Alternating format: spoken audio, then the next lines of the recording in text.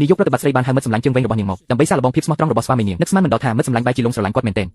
ព្រោះគាត់បានលួចស្រឡាញ់នាងតាំងពីយូរមកហើយតាមពិតទៅគាត់មិនត្រឹមតែចេះវិទ្យាសាស្ត្រប៉ុណ្ណោះទេសូម្បីតែកម្ពុជាអ្នកគុណនិយមដ៏ល្បីល្បាញក៏ចង់សុំគាត់ធ្វើជាគ្រូដែរដើមឡើយគាត់គឺជាអ្នកប៊ូតូចម្នាក់តែដោយសារហាត់វិជ្ជាខុសបច្ចេកទេសក៏យល់សប្តិឃើញរួមដំណេកជាមួយស្រីស្អាត9នាក់ផ្សេងគ្នាហើយរាល់ពេលដែលយល់សប្តិម្ដងវិជ្ជាគុណរបស់គាត់នឹងរលាយបាត់អស់មួយកម្រិតគ្រូរបស់គាត់បានត្រូវតែចុះពីលើភ្នំទៅរកស្រីទាំង9នាក់នោះដើម្បីរួមរស់ជាមួយគ្នាបើមិនដូច្នោះទេក្នុងរយៈពេល3ម៉ោងទៀតគាត់នឹងត្រូវរលាយខ្លួនជាភេសពេលលើបែបនេះហើយខ្ញុំសុខចិត្តនៅទីនេះចាំស្លាប់ចុះកុំមកលេងសាច់អីពេល3ម៉ោងសូម្បីតែទៅបន្ទប់ទឹកក៏មិនគ្រាន់ផងតែគ្រូរបស់គាត់បែរជាសាយយ៉ាងខ្លាំងរួចក៏គ្រវីឈើច្រត់របស់គាត់អូយលោកគ្រូ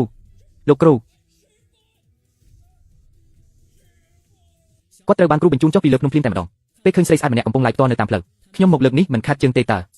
មុននឹងស្លាប់បានមើលរបស់ស្អាតបែបនេះក៏គ្រាន់ពេកនោះមានឃ្លោកមួយបានធ្លាក់ចុះមកនេះគឺជាថ្នាំទឹកដែលគ្រូបានផ្ដល់ឲ្យគាត់ហើយប្រាប់គាត់ឲ្យធ្វើអំពើល្អឲ្យបានច្រើននោះបុណ្យបារមីនឹងរបស់នៅក្នុងឃ្លោកនេះមានប្រយោជន៍ខ្លាំងណាស់គាត់ក៏លេបថ្នាំទឹកនោះមួយគ្រាប់ភ្លាម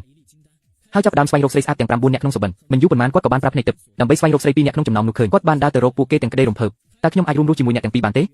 ដើម្បីក្លាយជាគូជីវិតនឹងគ្នាហានេះគឺជាអ្នកនាងកែននិងអ្នកនាងហែនដ៏ល្បីល្បាញណាស់ម្នាក់នេះឈួតទេដឹងហ៊ានមកសុំស្រឡាញ់ពួកគាត់បែបនេះពិតជាមិនចេះខ្មាស់គេមែនទោះបីជាគាត់មិនចេះខ្មាស់គេក៏គាត់ពិតជាមានចិត្តក្លាហានណាស់នរណាមិនចង់បានប្រពន្ធស្អាតបែបនេះអូយនិយាយគ្នាស្រួលបួរទៅកុំប្រះហិង្សាអីចុះមិនក៏ធ្វើឲ្យអ្នកទាំងពីរទឹកអស់បែបនេះមកចាំខ្ញុំជូតឲ្យណាឈួតនេះអេអ្នកចង់ធ្វើអីហ្នឹងលេងទៅនេះមិនមែនរត់ចេញពីមន្ទីរពេទ្យឈួនខ្វល់ពីគាត់អីតោះយើងទៅទោះបីខ្ញុំអស់មហិតឬក៏ដោយក៏ខ្ញុំនៅតែជាអ្នកប៊ូដែរអ្នកឯងជាមនុស្សខូចសោះ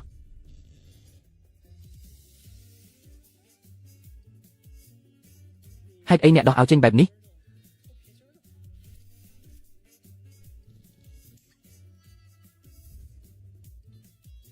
មនុស្សខូចខ្ញុំមិនមែនទេខ្ញុំជាមនុស្សត្រឹមត្រូវតើអ្នកចង់បានអីឲ្យប្រាកដខ្ញុំប្រាប់ហើយតើខ្ញុំចង់ក្លាយជាគូជីវិតជាមួយអ្នកទាំងពីរតែយ៉ាងណាខ្ញុំរៀបការបានតែម្នាក់ទេបើការពីរនាក់គឺខុសច្បាប់ខ្ញុំមិនល្ងងទេខ្ញុំមិនធ្វើរឿងខុសច្បាប់ឡើយបងប្រុសជីដូនមួយអូនស្រីអូហូចុះម្នាក់នេះមកពីណាវិញមានន័យថាម៉េចហ្នឹងស្រឡាញ់ប្អូនស្រីជីដូនមួយខ្ញុំមែនទេបានតើប្អូនស្រីជីដូនមួយអ្នកមិននឹកស្មានថាអ្នកចូលចិត្តរសជាតិបែបនេះសោះបើប្រាប់តាំងពីដំបូងរឿងការងារនេះបងអង្គបានសន្យានឹងខ្ញុំហើយមិនទាន់ដល់វេនអ្នកមកចង្អុលបង្ហាញទេនិយាយអីបែបហ្នឹងចាំបន្តិចទៀតចប់ការប្រជុំក្រុមប្រឹក្សាភិបាលអ្នកនឹងគ្មានផ្ទះនៅហើយខ្ញុំឃើញលោកសង្កតូចនេះដើរគ្រប់ទីសំគ្នាជាមួយអ្នកខ្លាំងណាស់ហាលោកលូខ្ញុំមិនឲ្យអ្នកសម្រេចបំណងឡើយយកទេអញ្ចឹងចាំមើលទៅឬមួយក៏ខ្ញុំមើលអ្នកខ្ពស់ពេកខ្ញុំក៏មើលខ្លួនឯងខ្ពស់ដែរអូយពេលវេលាខ្លីណាស់តោះយើងទៅផ្សំដំណេកសិនទៅចាំរឿងបែបបត់ផ្សេងចាំធ្វើតាមក្រោយអ្នកមិនបាច់ពិបាកចិត្តទេទោះបីខ្ញុំរៀបការបានតែម្នាក់តែខ្ញុំអាចឲ្យអ្នកធ្វើជាមិត្តរួមធម៌បានយើងអាចអង្គុយពិភាក្សាធម៌ជាមួយគ្នាចំណែកអ្នកបានជួយឈិនសៀមើលទៅថ្ងៃនេះខ្ញុំប្រហែលជាសេះហើយការប្រជុំក្រុមប្រឹក្សាភិបាលអ្នកកុំទៅជាមួយខ្ញុំអីចំពោះបរិសម្នាក់នេះទិញគាត់ឲ្យទៅបាត់ទៅឈិនសៀហេតុអីអ្នកនៅខ្វល់ពីគាត់ទៀតអ្នកមិនមែនស្រឡាញ់គាត់ទេមែនទេហេតុអីគាត់មិនអាចស្រឡាញ់ខ្ញុំបានដាយអ្នកប្រច័ណ្ឌមែនទេខ្ញុំប្រាប់អ្នករួចហើយតើក្នុងសុបិនសុទ្ធតែជាគាត់សុបិនស្អីទៅយកសប្តាហ៍ទាំងថ្ងៃមែនទេខ្ញុំប្រាប់អ្នកចុះទោះអ្នកយកសប្តាហ៍ទាំងថ្ងៃក៏ដោយស៊ីនយាក៏មិនអាចស្រឡាញ់អ្នកដែររឹតតែមិនអាចមកតាមអ្នកមុនដែរក្នុងសុបិន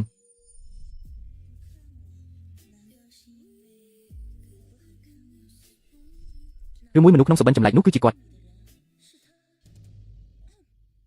ចង់ឲ្យខ្ញុំស្រឡាញ់អ្នកមែនទេអញ្ចឹងត្រូវមើលថាអ្នកមានសមត្ថភាពឬអត់ប៉ុន្តែបងប្រុសចាំខ្ញុំពន្យល់អ្នកតាមក្រោយតើអ្នកចង់ឲ្យខ្ញុំមានសមត្ថភាពបែបណាថ្ងៃនេះក្រុមហ៊ុនកិច្ចប្រជុំក្រុមប្រឹក្សាភិបាលដើម្បីជាថ្ងៃដែលខ្ញុំត្រូវបន្តវេនក្រុមហ៊ុនតាំងលូមានមហិច្ឆតាចង់ដណ្ដើមតំណែងបើអ្នកជួយខ្ញុំឲ្យបន្តវេនក្រុមហ៊ុនបានសម្រេចខ្ញុំអាចនឹងពិចារណាមែនទេនេះជាសម្ដីរបស់អ្នកណាហាមដកសម្ដីវិញណាស៊ីនយាអ្នកកំពុងតែអស់សង្ឃឹមពេកហើយគាត់អាចជួយអ្វីអ្នកបានទៅខ្ញុំរងចាំអ្នកជួយខ្ញុំតោះយើងទៅ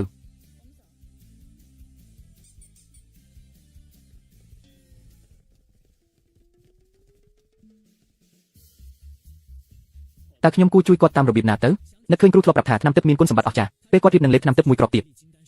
ស្រាប់តែមានលោកម្នាក់ដើរកាត់ក៏រើជំងឺបេះដូង ឌូសន្លប់ទៅលើដីចៅស្រីគាត់យំស្រែកសុំឲ្យគេជួយមនុស្សម្នាក់ខ្លាចលោកតាសម្ដែងដើម្បីបបលុយក៏នាំគ្នាដល់ដៃឃើញយុវជនម្នាក់រៀបនឹងចូលទៅជួយអ្នកដំណើរម្នាក់ចាប់ដៃគាត់ខាត់កុំឲ្យធ្វើរឿងល្ងងប៉ុន្តែយុវជននោះមិនស្ដាប់ការខាត់ខាងឡើយគាត់ចូលទៅលួងលោមក្មេងស្រីថាលោកតានឹងមិនអីទេបន្ទាប់មកក៏ដកថ្នាំទឹកមួយគ្រាប់ចេញពីឃ្លោករួចបញ្ច្រកឲ្យលោកតាមួយរំពេចនោះរាងកាយលោកតាក៏បញ្ចេញពន្លឺយុវជននោះបានប្រើក្បាច់ក្រហមតដើម្បីបញ្ជូនធាតុថ្នាំឲ្យជ្រាបចូលពេញរាងកាយលោកតាភ័យនឹងសម្រេចនោះក៏ដឹងខ្លួនឡើងវិញឃើញគាត់ដឹងខ្លួនហើយយុវជននោះក៏រៀបនឹងចាក់ចេញតែស្រាប់តែត្រូវលោកតាចាប់អប់ជើងជាប់មនុស្សម្នាឃើញបែបនេះក៏នាំគ្នាសើចចំអកគាត់មិញខ្ញុំខាត់គាត់មិនស្ដាប់ពិតជាត្រូវគេបុកស្លាប់មែនលើកនេះមានរឿងល្អមើលហើយខ្ញុំស៊ូឆាងជុនមកពីគ្រប់ធានគង់សូមអរគុណលោកគ្រូដែលជួយជីវិតស្អីគេគាត់គឺជាប្រធានក្រុមហ៊ុនធានគង់លោកស៊ូឆាងឈីងមែនហ្នឹងខ្ញុំពិតជាស្ដាយក្រោយខ្លាំងណាស់ខ្ញុំដឹងពីអត្តសញ្ញាណរបស់គាត់ហើយឲ្យតែគាត់មិនបោកប្រាស់ខ្ញុំទៅបានហើយខ្ញុំមានការប្រញាប់ខ្ញុំទៅសិនហើយសូមពិសាតែបន្តិចទៅលោកតាមានអារម្មណ៍ថាជំងឺទាំងឡាយបានជាសេះស្បើយក្រោយលេបថ្នាំទឹកគាត់ចង់តបស្នងសងគុណដល់យុវជននោះភ្លាមមិនថាបុណ្យស័ក្តិឬលុយកាក់គឺឲ្យគាត់រើសតាមចិត្តប៉ុន្តែយុវជននោះមិនចាប់អារម្មណ៍នឹងរបស់ទាំងនេះទេស្រាប់តែគាត់នឹកឃើញសំណុំពររបស់អគ្គនាយិកាក៏សួរលោកតាថាតើអាចជួយឲ្យប្រពន្ធគាត់បន្តវេនដឹកនាំក្រុមហ៊ុនបានទេរឿងតូចតាចប៉ុណ្ណឹងគ្មានបញ្ហាទេចាំបន្តិចសិនលោកតាខ្ញុំជឿជាក់លើអ្នកបាទចាំស្ដាប់ដំណឹងពីអ្នកចុះហាហាហាលោកតាក៏បានទូរស័ព្ទហៅចៅស្រីរបស់គាត់មកមួយសន្ទុះក្រោយមកឡានទំនើបមួយគ្រឿងក៏បើកមកដល់មានមនុស្សម្នាក់បានដើរចុះពីលើឡានគឺជាយុវតីដ៏ស្រស់ស្អាតម្នាក់នាងគឺជាចៅស្រីរបស់លោកតាស្រីស្អាតលេខ1ប្រចាំក្រុងហៃឆឹងស៊ូមេយ៉ូខឺឃើញលោកតាមានសុខភាពល្អបែបនេះនាងមានអារម្មណ៍ថាជារឿងដែលមិនគួរឲ្យជឿព្រោះនាងដឹងថាសុខភាពលោកតាកំពុងតែទ្រុឌទ្រោមខ្លាំងណាស់ទៅហើយមិននឹកស្មានថាពេលនេះគាត់បែរជាមានកម្លាំងមកមុនវិញសោះបើខ្ញុំមើលមិនច្រឡំទេលោកគ្រូក្មេងម្នាក់នេះតើមានអ្នកខ្លាំងឯណាដែលនាំមកមិនបាននោះសួស្ដីអ្នកប្រញាប់ចាត់ការរឿងអគ្គនាយិកាក្រុមហ៊ុនត្រកូលលោកភ្លាមទៅលោកជាងអ្នកដឹងរឿងគ្រប់យ៉ាងហើយមែនទេក្នុងពេលជាមួយគ្នាក្នុងអង្គប្រជុំអគ្គនាយិកាកំពុងត្រូវបានគេធ្វើបាបបងប្រុសជីដូនមួយបានលួចកែឯកសារតែងតាំងដោយចិត្តឯងហើយបានតែងតាំងខ្លួនឯងជាប្រធានក្រុមហ៊ុនថ្ម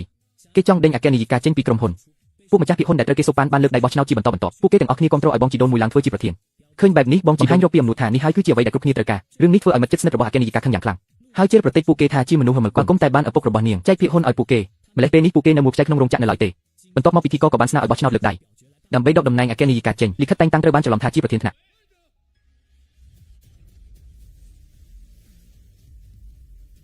ខ្ញុំជំទាស់ប្រពន្ធសម្លាញ់ខ្ញុំមកជួយអ្នកហើយចុចខាងឆ្វេងផ្នែកខាងក្រោម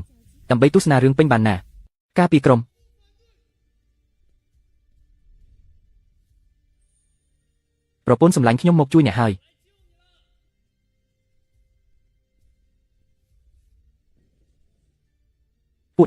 ពួកអ្នកកំពុងធ្វើស្អីហ្នឹងហ៊ានចូលមកក្នុងអង្គប្រជុំក្រុមប្រឹក្សាពិបាលត្រកូលលោករបស់យើងផងអ្នកគិតថាទីនេះជាសួនច្បារសម្រាប់ដើរលេងមែនទេមែនហើយប្រពន្ធសម្លាញ់អ្នកត្រូវតែរក្សាសម្ដីណាខ្ញុំជួយអ្នកឲ្យបន្តវេនក្រុមហ៊ុនគោលលោកបានសម្រេចអ្នកត្រូវតែធ្វើតាមការសន្យាជាមួយខ្ញុំអូយអ្នកនិយាយឈ្មោះស្អីហ្នឹងឬមួយអ្នកចង់ត្រឡប់សម្ដីអាល្អិតឯងមកពីណាហ៊ានមកអង្គុយកៅអីប្រធានរបស់ពួកយើងផងឆាប់ងើបចេញភ្លាមទៅអូហូតាមពិតគឺជាអាអ្នកស្រែងសោះមិនក៏ប្រញាប់ម្លេះចង់នាំប្អូនស្រីជីដូនមួយខ្ញុំដើរលេងគ្រប់ទីមែនទេទៅខ្ញុំកំពុងនិយាយជាមួយប្រពន្ធខ្ញុំតើវាពាក់ព័ន្ធអីនឹងអ្នកហើយពួកអ្នកទាំងអស់គ្នាចេញទៅឲ្យផុតជាងយាអ្នកប្រកាសទេថាគាត់អាចជួយអ្នកបានមែនអាអ្នកស្រែចង្រៃនេះហ៊ាននិយាយជាមួយខ្ញុំបែបហ្នឹងផងមានបញ្ហាអីមែនទេទោះបីជាអ្នកជួយខ្ញុំមិនបានក៏ដោយប៉ុន្តែខ្ញុំនៅតែចង់អរគុណអ្នកប្រញាប់ចាក់ចេញទៅទីនេះមិនមែនជាកន្លែងដែលអ្នកគួរមកទេអ្នកណាថាខ្ញុំជួយមិនបានលោកតាតើគាត់កំពុងធ្វើអីហ្នឹងអូយអ្នកមិនមែនចង់និយាយថាគ្រាន់តែអ្នកនឹងមនុស្សចាស់ជរាអស់ទាំងនេះអាចផ្លាស់ប្ដូរលទ្ធផលនៃការរំលោភបំពានយោវីបានមែនទេឬលទ្ធផលដែលត្រូវគេដេញចេញមែនទេមកលោកតាបង្ហាញឲ្យពួកគេឃើញទៅបង្ហាញពីអ្វីតាមការស៊ើបអង្កេតប្រាក់ដែលអ្នកទិញភាគហ៊ុនមិនមែនជាប្រាក់ផ្ទាល់ខ្លួនរបស់អ្នកទេគឺបានមកពីការរុះរើផ្ទះនិងការខ្ចីបុលផ្សេងយោងតាមច្បាប់ក្រុមហ៊ុនមាត្រា71នេះគឺជាការបោកប្រាស់ក្នុងអាជីវកម្មយ៉ាងច្បាស់ប្រឡែកការផ្ទេរភាគហ៊ុនរបស់អ្នកគឺគ្មានសុពលភាពទេតើអ្នកបានរបាយការណ៍ធនាគាររបស់ខ្ញុំមកពីណាវាមិនមែនជារឿងដែលអ្នកត្រូវបារម្ភទេអ្នកគួរតែគិតឲ្យបានច្បាស់ថាត្រូវពន្យល់ចែកក្រុមយ៉ាងម៉េចអំពីការបន្លំដើមទុននិងការដកប្រាក់ចេញដោយខុសច្បាប់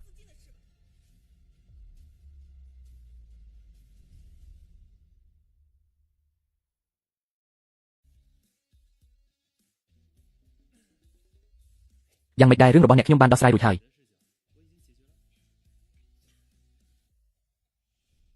លោកប្រធានលោកតើយើងគួរធ្វើកិច្ចការនេះយ៉ាងម៉េចឥឡូវនេះកុំអើភ័យអីអ្នកខ្វល់ធ្វើអីថាខ្ញុំបានវាមកពីណានេះជារឿងគ្រួសាររបស់យើងមិនទាន់ដល់វេនអ្នកក្រៅដូចជាអ្នកមកចង្អុលបង្ហាញបញ្ជីទីនេះទេខ្ញុំគឺជាលេខាសមាគមពាណិជ្ជកម្ម DQ Milk ខ្ញុំគឺជាប្រធានក្រុមប្រឹក្សាពិបាលនៃ Chengong Group នឹងជាប្រធានសមាគមពាណិជ្ជកម្ម Chu Cheng Cheng ប្រាប់មកថាតើយើងមានសិទ្ធិត្រួតពិនិត្យការធ្វើអាជីវកម្មស្របច្បាប់របស់អ្នកដែរឬទេពួកអ្នកគឺជាមនុស្សរបស់ Shenggong Group និងសមាគមពាណិជ្ជកម្មមែនទេពួកយើងគ្រាន់តែជាអាជីវកម្មតូចតាចប៉ុណ្ណោះហេតុអ្វីបានជាផ្អើលដល់មនុស្សរបស់ Shenggong Group មកទីនេះChen Yu Taនេះពិតជាមនុស្សដែលគាត់បានអញ្ជើញមកមែនទេមិននឹកស្មានថាគាត់មានទំនាក់ទំនងខ្លាំងពូកែយ៉ាងនេះសោះតើអ្នកស្គាល់ពួកគេដោយរបៀបណាល្អណាស់មិននឹកស្មានថាខ្ញុំមើលមនុស្សខុសបែបនេះសោះខ្ញុំព្រមទទួលស្គាល់ការបរាជ័យហើយល្អណាស់មន្ត្រីអនុវត្តច្បាប់កំពុងរងចាំអ្នកនៅខាងក្រៅហើយចូលឆ្លើយសារភាពពីការធ្វើអាជីវកម្មខុសច្បាប់និងការគេចពន្ធរបស់អ្នកទៅប្រហែលជាព្យាយាមសុំការបន្ធូរបន្ថយ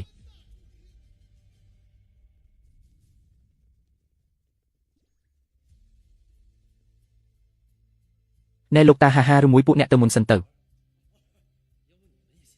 ខ្ញុំចង់និយាយការងារសំខាន់ជាមួយប្រពន្ធខ្ញុំបាទអញ្ចឹងខ្ញុំចាំនៅខាងក្រៅតាមបញ្ជាម្នាក់ដងឈឺសនេះមានរឿងអីមែនទេហា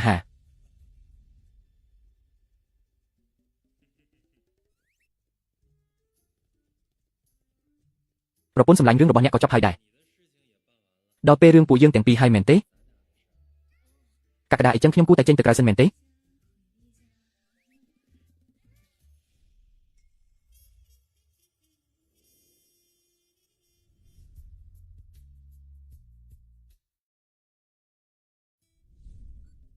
អរគុណដែលបានជួយខ្ញុំពួកយើងចិត្តខ្លាចជាគ្រួសារតែមួយហើយ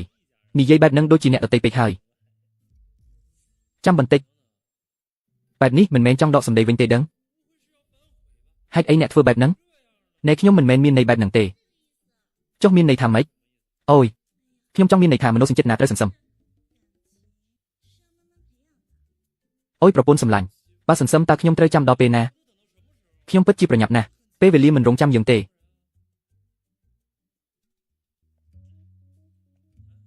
ប្រញាប់មែនទេ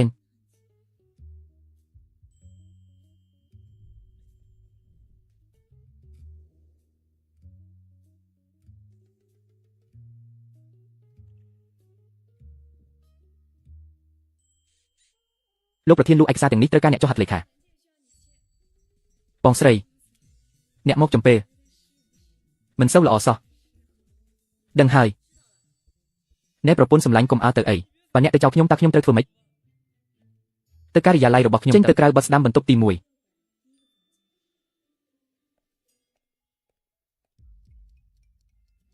ដល់ម៉ោង12ថ្ងៃត្រង់នឹងរលីបាត់អស់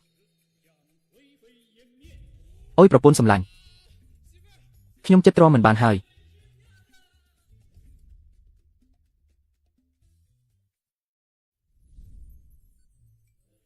អូយហេតុអីមិនទាន់មកទៀត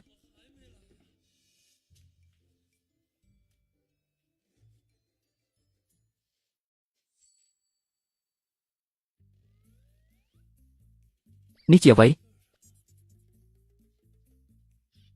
ពីឆាតអាយ៉ា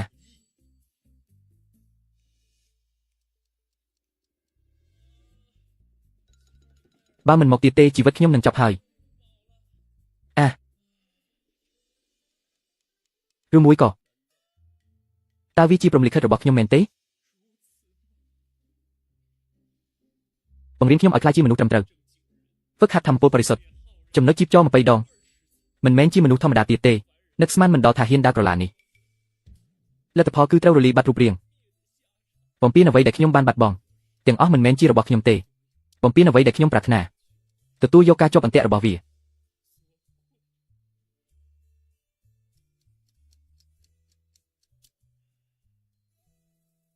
ប្រហែលជានេះជាព្រហ្មលិខិតរបស់ខ្ញុំហើយ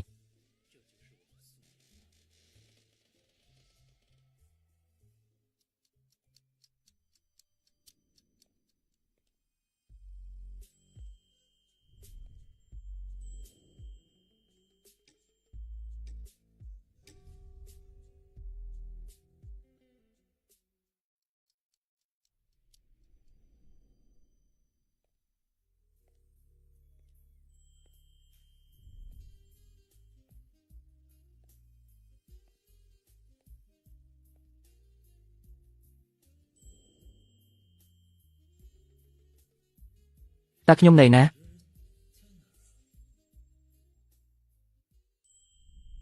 តើអ្នកចង់ណែណាអ្នកមិនមែនកំពុងប្រញាប់ទេអីខ្ញុំមិនខ្ញុំប្រញាប់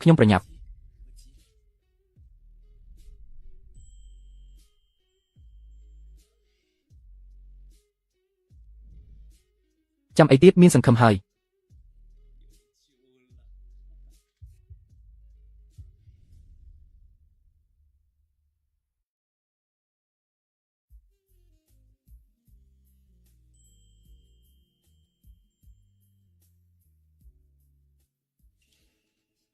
ខ្ញុំហេតុអីបានជាខ្ញុំមានអារម្មណ៍ថាមិនស្រួលបែបនេះកាត់អីហ្នឹង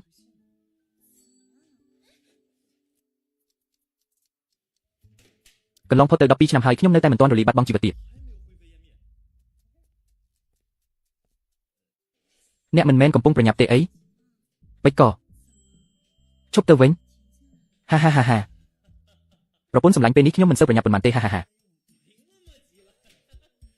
ប្រពន្ធសម្លាញ់អ្នកនិយាយត្រូវហើយរឿងមនោសញ្ចេតនាបែបនេះត្រូវតែសន្សំពួកយើងគួរតែសាងមនោសញ្ចេតនាជាមួយគ្នាជាមុនសិនមនុស្សប្រុសស្អុយរលួយអ្នកដែលអន្ទះសារខ្លាំងគឺអ្នកឥឡូវអ្នកដែលចង់សាងមនោសញ្ចេតនាសន្សំក៏ជាអ្នកដែរតាមពិតខ្ញុំ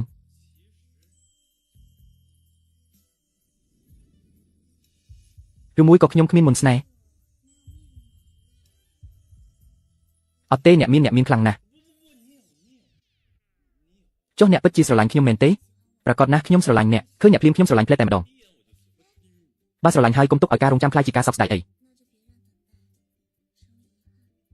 តាមពិតខ្ញុំគិតថាប៉ុណ្ណឹងគឺគ្រប់គ្រាន់ហើយអ្នកគ្រប់គ្រាន់តែខ្ញុំមិនទាន់គ្រប់ទេកុំនិយាយអី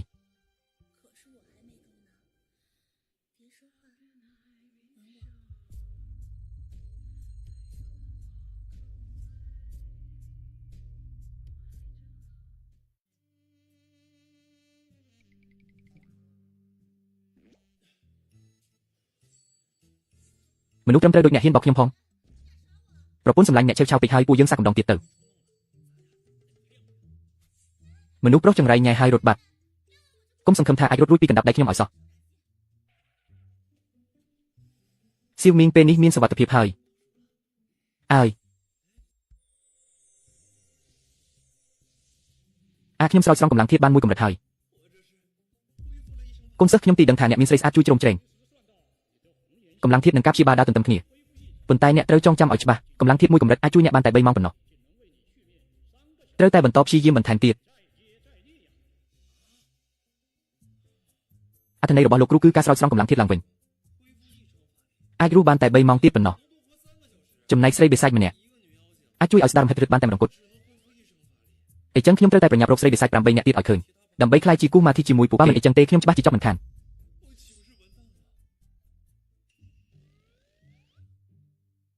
គ្រាន់តែថាលោកគ្រូរបស់ខ្ញុំធ្លាប់ប្រាប់ថាមនុស្សស្រីអាយុ30ដូចជាចប់អាយុ40ដូចជាខ្លាតែប្រពន្ធខ្ញុំមើលទៅតែ18ឆ្នាំសោះហេតុអីក៏គាត់ប្រញាប់ខ្លាំងម្ល៉េះរឿងឈួតអីហ្នឹង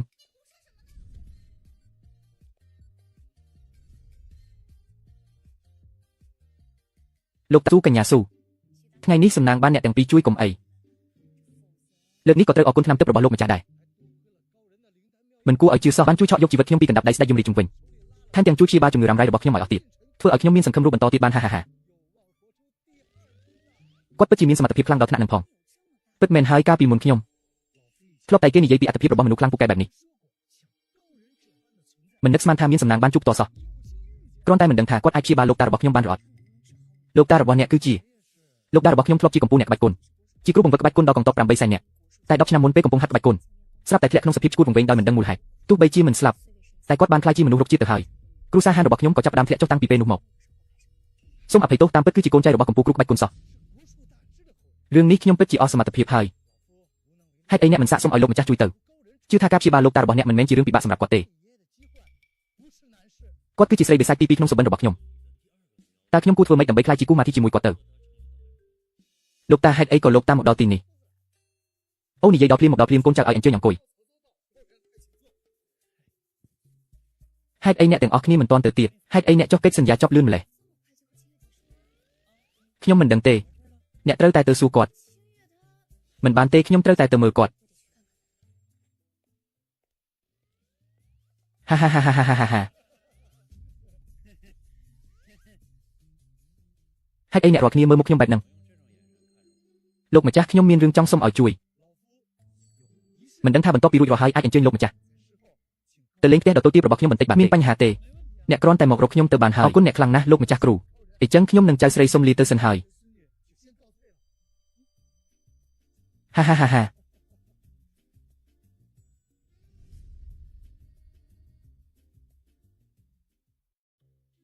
មនុស្សត្រឹមត្រូវឈួតនេះ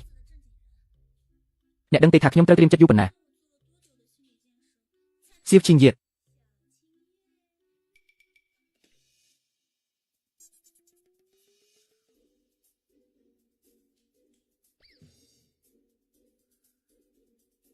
ស៊ីនយៀតពួកអ្នកលេងអីហ្នឹងជាស្អីទៅអូយកុំនិយាយទៀតអីនៅអ៊ីនទៀតអេប្រាប់មកហេតុអីក៏ពួកអ្នកឆាប់ចាប់ម្លេះគឺគាត់មិនកាត់ទេគឺអ្នកមិនកាត់ទេដឹងឈួតមែនស្អីថាគាត់មិនកាត់ចុះជីវិតសុភមង្គលទៅថ្ងៃមុខរបស់អ្នកយ៉ាងម៉េចទៅអូយរឿងមិនមែនដូចអ្នកគិតទេចុះវាជាស្អីទៅពួកខ្ញុំមិនបានកើតរឿងអីសោះហ្នឹងមើលទៅគាត់ដូចជាប្រញាប់ខ្លាំងណាស់អ្នកចង់និយាយថាពួកអ្នកទាំងពីរគ្មានរឿងអីកើតឡើងមែនទេខ្ញុំមិនជឿមែនទេណាគាត់ថាមកពីគាត់ឆេវឆាវដាក់ខ្ញុំពេកគាត់ថាមនុស្សចេតនាត្រូវសង្សឹមមែនទេជាងនិយាយរឿងនេះវាមិនសមហេតុផលសោះជាងស៊ីខ្ញុំចង់ឲ្យអ្នកជួយមើលបន្តិចរវាងពួកយើងចាំបាច់និយាយពាក្យជួយមិនជួយអីទៀតខ្ញុំទុកអ្នកដូចជាបងប្អូនបង្កើតអីចឹង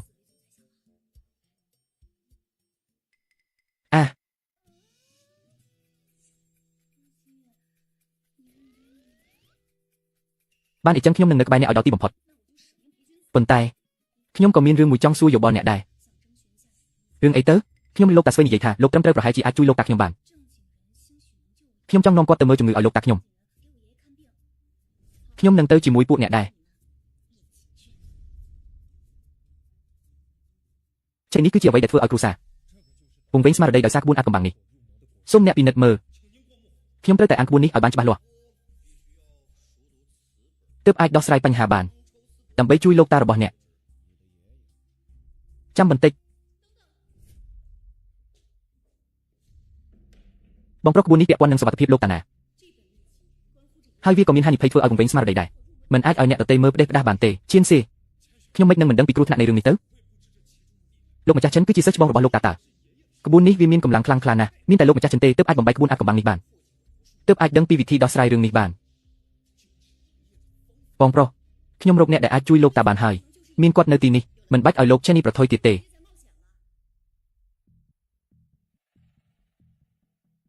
មកនេះមកអូខេអ្នកដែលអ្នកនិយាយគឺគាត់មែនទេឈួតមែនក្មេងម្នាក់នេះគ្មានក្លិនឯកក្បាច់គុណបន្តិចសោះតើគាត់អាចដឹងបានយ៉ាងម៉េចថាលោកតាត្រូវធៀបភ្លើងចូលជ្រែករហូតរបួសបែបនេះអូយខ្ញុំថាអ្នកឯងហេតុអីក៏មើលងាយមនុស្សម្លេះអ្វីដែលខ្ញុំហាត់គឺជាវិជ្ជាទេពអ្នកឯងមើលមិនធ្លុះពីសមត្ថភាពខ្ញុំទេចុះលោកតានៃណាប្រញាប់នាំខ្ញុំទៅមើលទៅខ្ញុំកំពុងប្រញាប់ផងអូយអ្នកឯងមានសមត្ថភាពទេមិត្តភក្តិឲ្យខ្ញុំហាត់ក្បាច់គុណអស់50ឆ្នាំហើយថ្ងៃនេះបានដល់កម្រិតកម្ពស់គ្រូក្បាច់គុណហើយមិនដែលឮពីវិជ្ជាទេពស្អីគេនឹងសោះហឹមលោកតាតើវាអាចទៅរួចទេគឺមកពីលោកតាមានចំណេះដឹងតិចតួចពេកម្នាក់នេះអ្នកកំពុងសង្ស័យលើខ្ញុំមែនទេ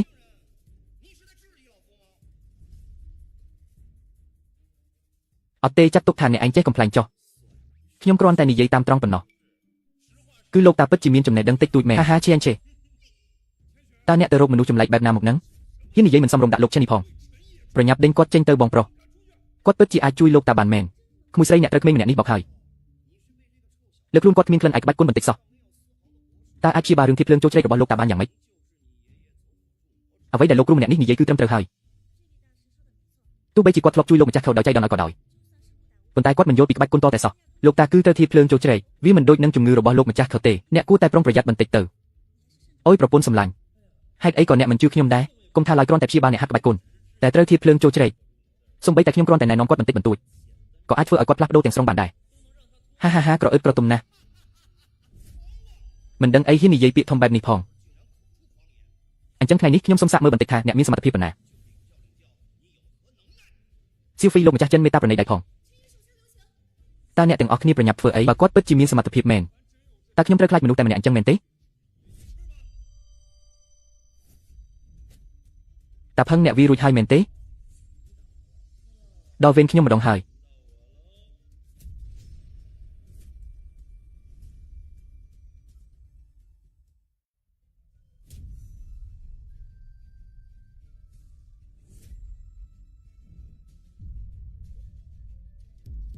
តើខ្ញុំបានឃើញអ្វីហ្នឹង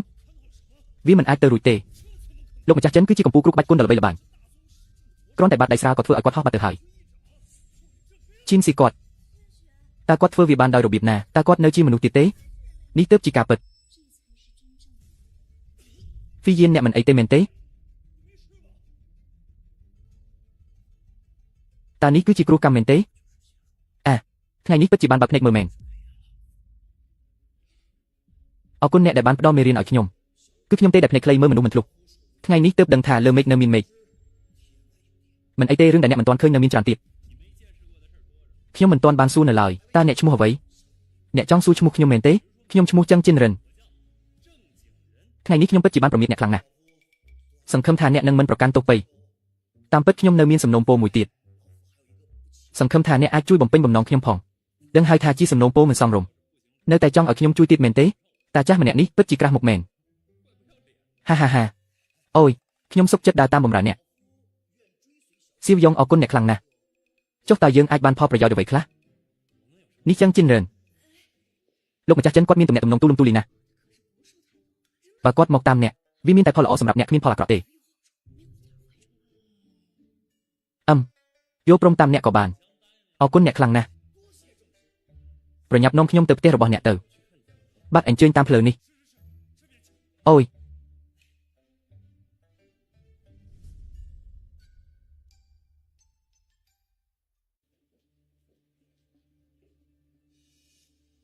លោកគ្រូតើលោកតាខ្ញុំនៅមានសង្ឃឹមសង្គ្រោះទេលោកគ្រូវិនមីងគឺជាសិស្សប្អូនរបស់ខ្ញុំនៅតែត្រូវការឲ្យអ្នកជួយសង្គ្រោះគាត់ផងតាចាស់ម្នាក់នេះមើលទៅមិនដូចជាត្រូវធៀបភ្លើងចូលជ្រែកពេលហាត់វិជីគុនទេគាត់ត្រូវថ្នាំបំពុលរបស់ត្រកូលហ៊ូតើអ្នកពិតជាមានវិធីជួយលោកតាខ្ញុំមែនទេអ្នកហៅគាត់ថាលោកតាឈៀនស៊ុយទៅអូខ្ញុំមិនបាននិយាយថាមិនជួយឯណា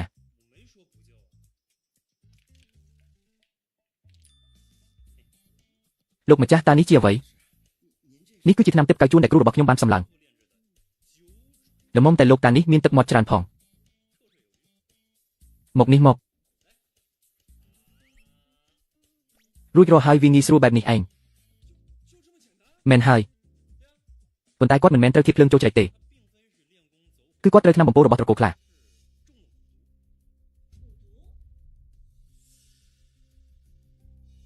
មិនអាចទៅរួចទេមុនពេលសិស្សប្អូនខ្ញុំត្រូវធៀបភ្លើងចូលជ្រែកគាត់គឺជាកម្ពុជាយុទ្ធជនទៅហើយតើគាត់អាចត្រូវថ្នាំបំពុលងាយបែបនេះបានយ៉ាងម៉េចលោកតាខ្ញុំដឹងខ្លួនហើយអូសិស្សប្អូន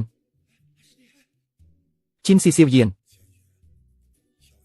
តើនរណាជាអ្នកជួយខ្ញុំគឺគាត់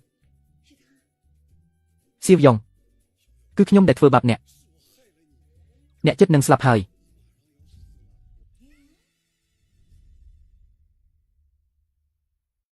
ជីនស៊ីលោកតារបស់អ្នកប្រហែលជាគាត់ជាយូរពេករហូតវង្វេងអស់ហើយដឹងគាត់ទើបតែជួយលោកតាសោះ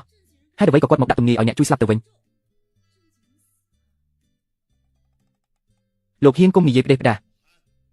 លោកម្ចាស់មិនអាចស្លាប់បានទេហើយអ្វីបានជាអ្នកដឹងថាខ្ញុំចិត្តស្លាប់អ្នករាល់គ្នាប្រហែលជាមិនដឹងទេខ្ញុំមិនមែនត្រូវធៀបភ្លើងចូលជ្រែកទេប៉ុន្តែមានគេដាក់ថ្នាំបំពុលនៅលើសៀវភៅវិជ្ជាគុណនោះឲ្យតែត្រូវថ្នាំបំពុលនេះជីវិតនឹងត្រូវផ្សារភ្ជាប់ជាមួយវាប្រសិនបើមានអ្នកមកជួយដល់ថ្នាំបំពុលវានឹងឆ្លងទៅលើអ្នកដែលជួយនោះវិញច្បាស់ជាស្លាប់មិនខានថ្នាំបំពុលនេះគ្មានថ្នាំព្យាបាលទេអ្នកនឹងមិនអីទេមែនទេនេះហើយអ្វីក៏បែបនេះលោកម្ចាស់ពីមុនខ្ញុំពិតជាមិនដឹងថាថ្នាំបំពុលនេះគ្មានវិធីព្យាបាលទេបើមិនដូច្នោះទេខ្ញុំជាងយាយខ្ញុំសុំទោសខ្ញុំក៏មិនដឹងថាវានឹងទៅជាបែបនេះដែរខ្ញុំជាគ្រូម្នាក់នេះកម្លាំងរបស់អ្នកខ្លាំងពូកែយ៉ាងនេះមិនក៏អាចស្លាប់ទាំងក្មេងបែបនេះបាន អ្នកគ្រូនិយាយលេងមែនទេអូខ្ញុំចិត្តស្លាប់ហើយវាមិនពាក់ព័ន្ធនឹងរឿងធម្មតានេះទេ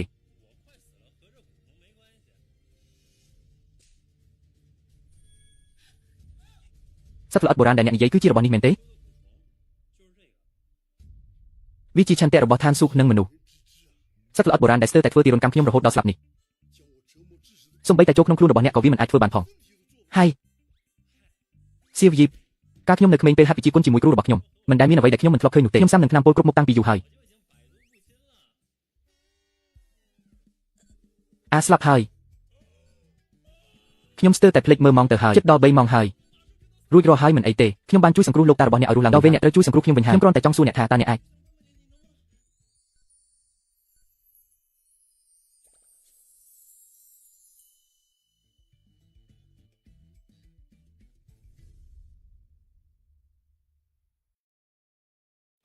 អរគុណអ្នកណាស់មនុស្សល្អហាហាខ្ញុំរស់ឡើងវិញហើយ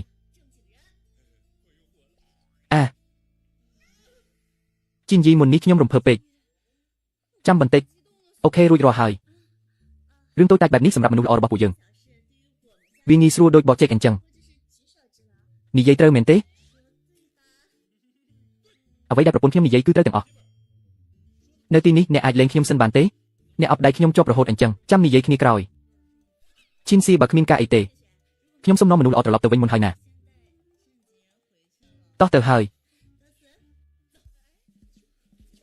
ជន់យីចាំខ្ញុំផងតើមនុស្សវ័យក្មេងលេងបែបឈួតអញ្ចឹងមែនទេប្រពន្ធសម្លាញ់អុយ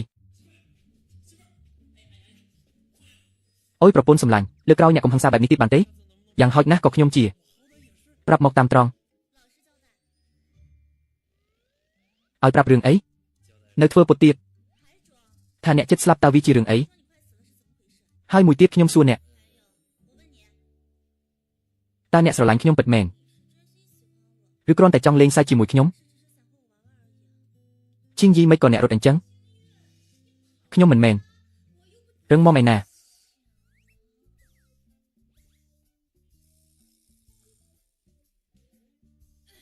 អូខ្ញុំក៏មានរឿងសម្ងាត់ចង់និយាយជាមួយឈិងយីដែរអ្នកចេញទៅក្រៅមួយផ្លែតសិនទៅ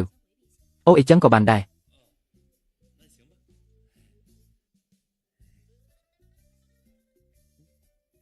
អាយ៉ាធម្មពលរបស់ខ្ញុំងើបឡើងវិញបន្តិចហើយឬមួយក៏មកពីគាត់ទើបតែថាខ្ញុំមិញហ្នឹងចុះស្រីបិសាចម្នាក់ទៀតរបស់ខ្ញុំនៅណាទៅវិញ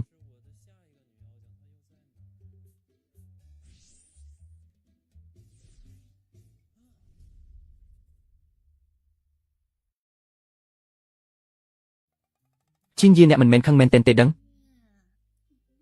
ពីមុនអ្នកឲ្យខ្ញុំសាក់ចិត្តគាត់តើសាក់ចិត្តគឺសាក់ចិត្ត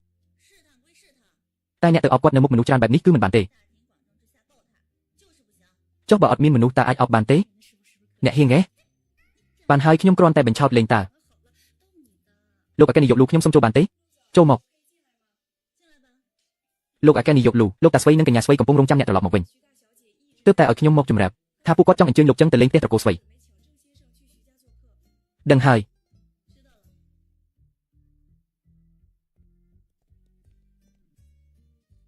យ៉ាងម៉េចដែរយប់នេះឲ្យខ្ញុំសាក់ចិត្តគាត់បន្តិចទេ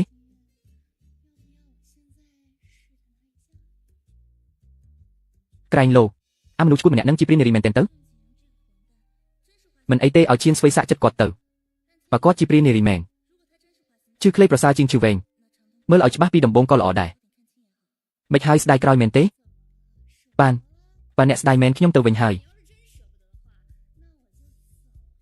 អ្នកណាថាស្ដាយគ្រាន់តែជាប្រុសម្នាក់សោះសៀវស្វ័យផ្ញើលើអ្នកហើយអូខេអីចឹងខ្ញុំទៅហើយប្រុសស្អុយម្នាក់សំណាងហើយដែលបន្ទោសអ្នកមិនបានតោះទៅ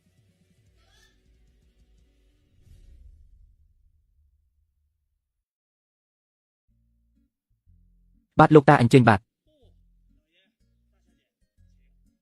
ហេតុអីបានជាខ្ញុំមានអារម្មណ៍ថាស្រីបិសាចទី3នៅផ្ទះត្រកូលស្វីអញ្ចឹង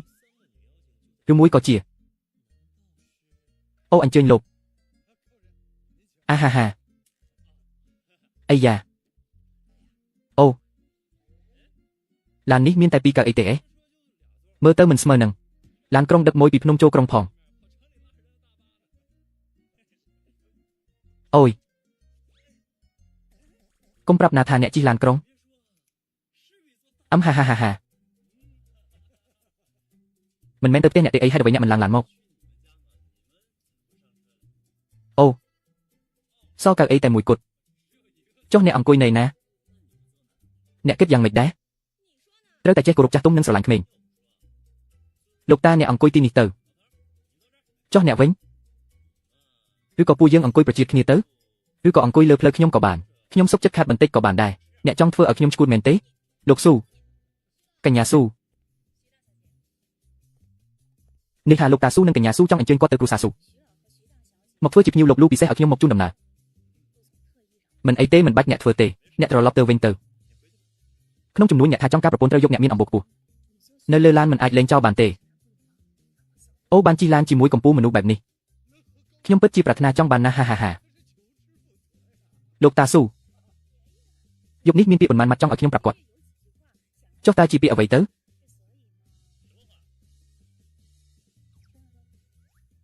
ល្អណាស់ខ្ញុំក៏មានរឿងចង់សួរដែរ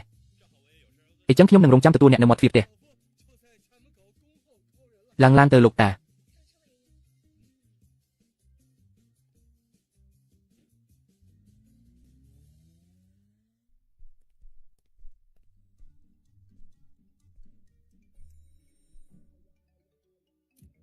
អ្នកចុះទៅមុនទៅ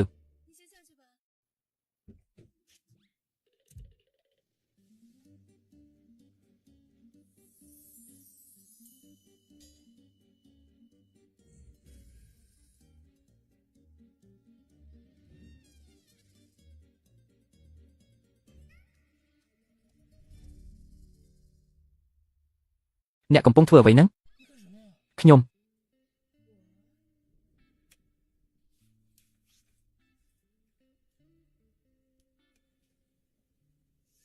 គ្រាន់តែជួយដាក់ខ្សែក្រវ៉ាត់ឲ្យអ្នកតាមមិនបានទេអីបាន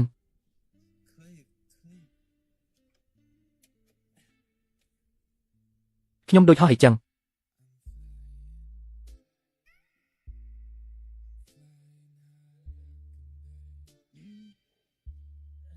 ក្នុងឡាននេះក្តៅណាស់ឬក៏ខ្ញុំទៅជិះឡានជាមួយលោកតាវិញទៅអុយត្រឡប់មកវិញរត់ទៅណាខ្ញុំមិនស៊ីសាច់អ្នកទេពិបាកនិយាយណាស់គ្រូរបស់ខ្ញុំធ្លាប់ប្រាប់ថាតើគ្រូរបស់អ្នកធ្លាប់និយាយអ្វីខ្លះស្រីស្អាតសុទ្ធតែជាស្រីបិសាចស៊ីមនុស្សមិនខ្ជាក់ឆ្អឹងទេត្រូវតែអញ្ចឹងហើយខ្ញុំរួចជើងណាស់ជួយច្របាច់ឲ្យខ្ញុំបន្តិចមកខ្ញុំអ្នកឯងថាខ្ញុំជាស្រីបិសាចតើអ្នកនៅតែមិនព្រមស្ដាប់បង្គាប់ខ្ញុំទៀតមែនទេមិនក៏អ្នកមិនខ្លាចខ្ញុំប្រើកម្លាំងដាក់អ្នក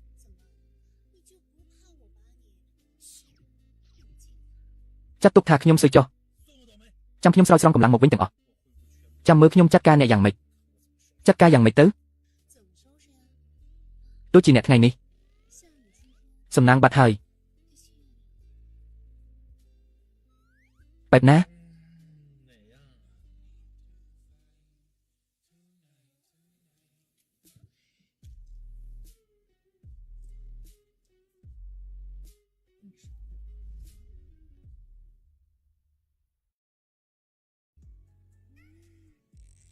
បែបនឹងណា baby នឹងមិនមែនជាការដាក់ទោសទេនឹងជាការលើកទឹកចិត្តសម្រាប់អ្នកតើយល់សប្ទៅហេតុអីទៅអ្នកគិតយ៉ាងម៉េចដែរឬក៏មកពីខ្ញុំស្អាតមិនទាន់គ្រប់គ្រាន់ឬក៏មកពីដងខ្លួនខ្ញុំមិនសិចស៊ីដោយគាត់អ្នករៀនដោយខ្លួនឯងទៅណែអ្នកទៅណាអ្នករវល់តែរាចាស់ទុំគាត់ទៅបាត់អស់ហើយ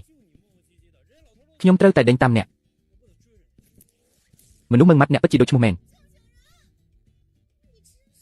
ខ្ញុំដល់ថ្នាក់នឹងហើយអ្នកនៅតែមិនងាកក្រោយទៀតខឹងណាស់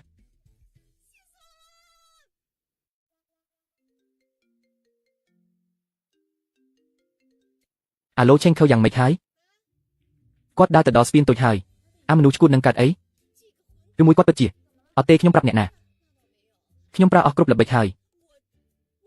ស្ទើរតែនៅខ្លួនទេទៅហើយលទ្ធផលអ្នកទីមើលគាត់និយាយថាអីគាត់ថាខ្ញុំយកសັບទាំងថ្ងៃថែមទាំងសាយដាក់ខ្ញុំទៀតខ្ញុំជាមិត្តល្អអ្នកណាអ្នកត្រូវតែសងខ្ញុំវិញ ខ្ញុំបាត់បង់ទំនុកចិត្តដោយសារអាមនុស្សឈួតនឹងអស់ហើយអូយមកពីអ្នកជាមិត្តល្អនឹងណាកុំបារម្ភខ្ញុំនឹងសងអ្នកវិញឲ្យសំចិត្ត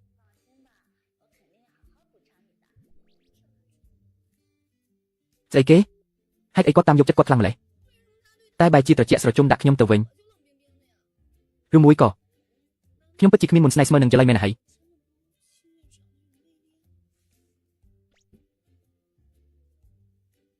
កញ្ញាហានតើអ្នកនៅចង់ទៅទៀតទេទៅណាទៀតមនុស្សទៅបាត់អស់ហើយចង់ទៅឲ្យគេមើលងាយមែនទេត្រឡប់ទៅវិញ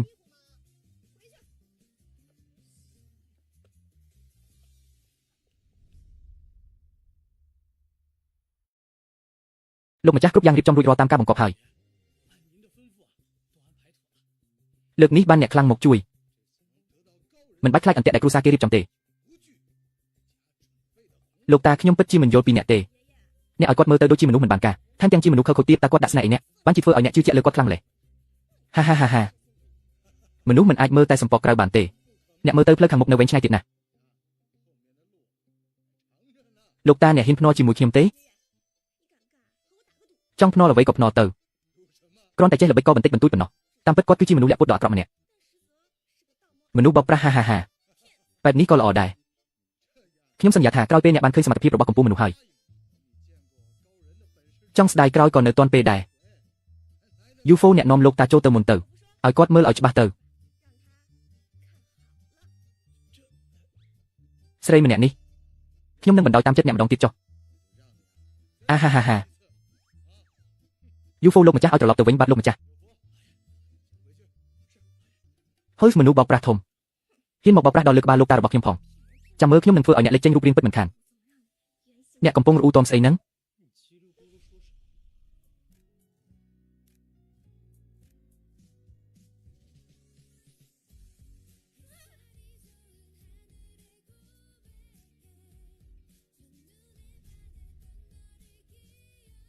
តើខ្ញុំបាននិយាយអ្វីខ្លះទៅ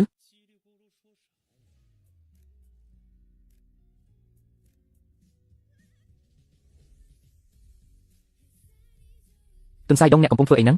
លេងដៃទៅមនុស្សឈួតហេតុអីក៏អ្នកលេងដៃមិនមែនអ្នកឲ្យខ្ញុំលេងដៃទេអី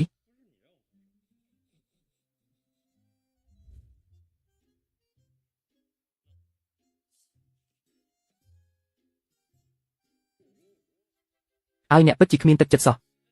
ខ្ញុំមានចិត្តល្អជួយគ្រាអ្នកឲ្យក្របើអ្នកមិនអរគុណខ្ញុំក៏ហីទៅចុះអ្នកនៅតែឲ្យចាំខ្ញុំផង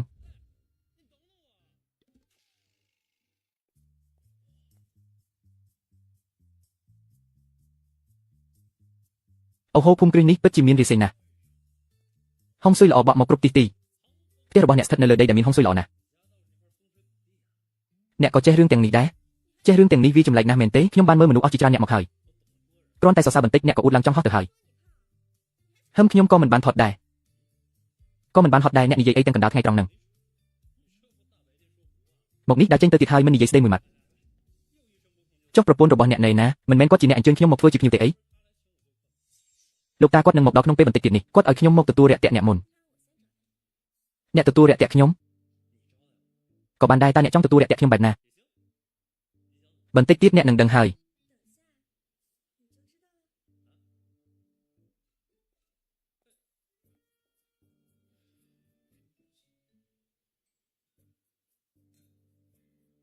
អើយ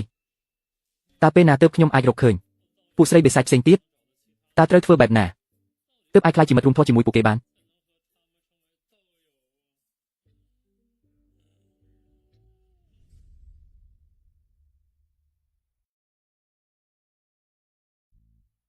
លោកជេងអ្នកនាងធំអញ្ជើញគាត់រៀបចំខ្លួនរួចរាល់ដើម្បីទទួលភ្ញៀវជំនួសលោកតាហើយបាទនាំផ្លូវទៅអញ្ជើញតាមផ្លូវនេះ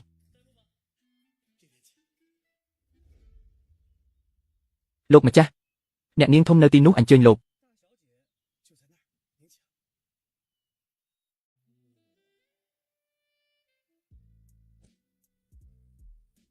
ទិដ្ឋភាពមួយនេះខ្ញុំហាក់ដូចជាធ្លាប់ឃើញក្នុងសុបិន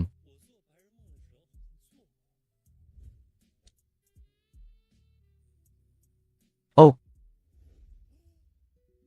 គាត់គឺជាស្រីបិសាចក្នុងសុបិនរបស់ខ្ញុំលើកនេះមានសង្ឃឹមហើយ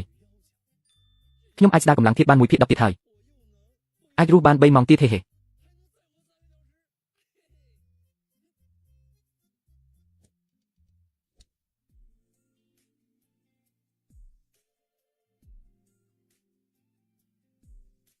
អ្នកមកហើយតើអ្នកចេះវាយកូនគោទេមិនចេះទេអញ្ចឹងខ្ញុំបង្រៀនអ្នកបង្រៀនយ៉ាងម៉េចប្រកាសជាបង្រៀនផ្ទាល់ដៃតែម្ដង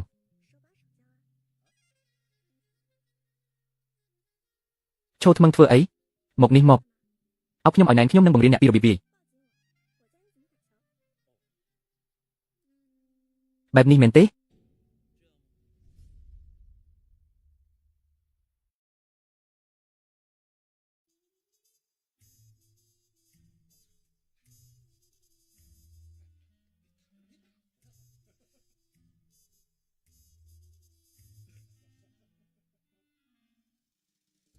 បែបនេះ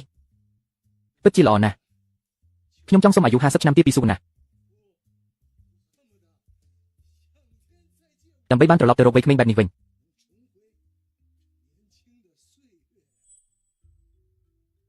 លោកម្ចាស់ទោះបីលោកឲ្យតម្លៃលោកខ្លាំងក៏ដោយតែឲ្យអ្នកនាងធ្វើបែបនេះតើវាមិនធ្វើឲ្យអ្នកនាងខាត់បងពេកទេខាត់បងហាហានោះមកពីគាត់ចង់ខ្លួនឯងតើបើមិនហ៊ានលះបង់ក៏មិនអាចសម្រេចការធំដែរយុវជនទាំងពីរនាក់នេះគួរតែបង្កាត់ភ្លើងស្នេហាឲ្យបានច្រើនបែបនឹងមែនទេអាមនុស្សខូចចាំមើលខ្ញុំធ្វើឲ្យអ្នកចេញចរិតពិតមកបែបនេះត្រូវទេផ្អែកឲ្យចិត្តបន្តិចកាន់ដៃឲ្យជាប់មើលឲ្យច្បាស់កុំរោចោះរឿង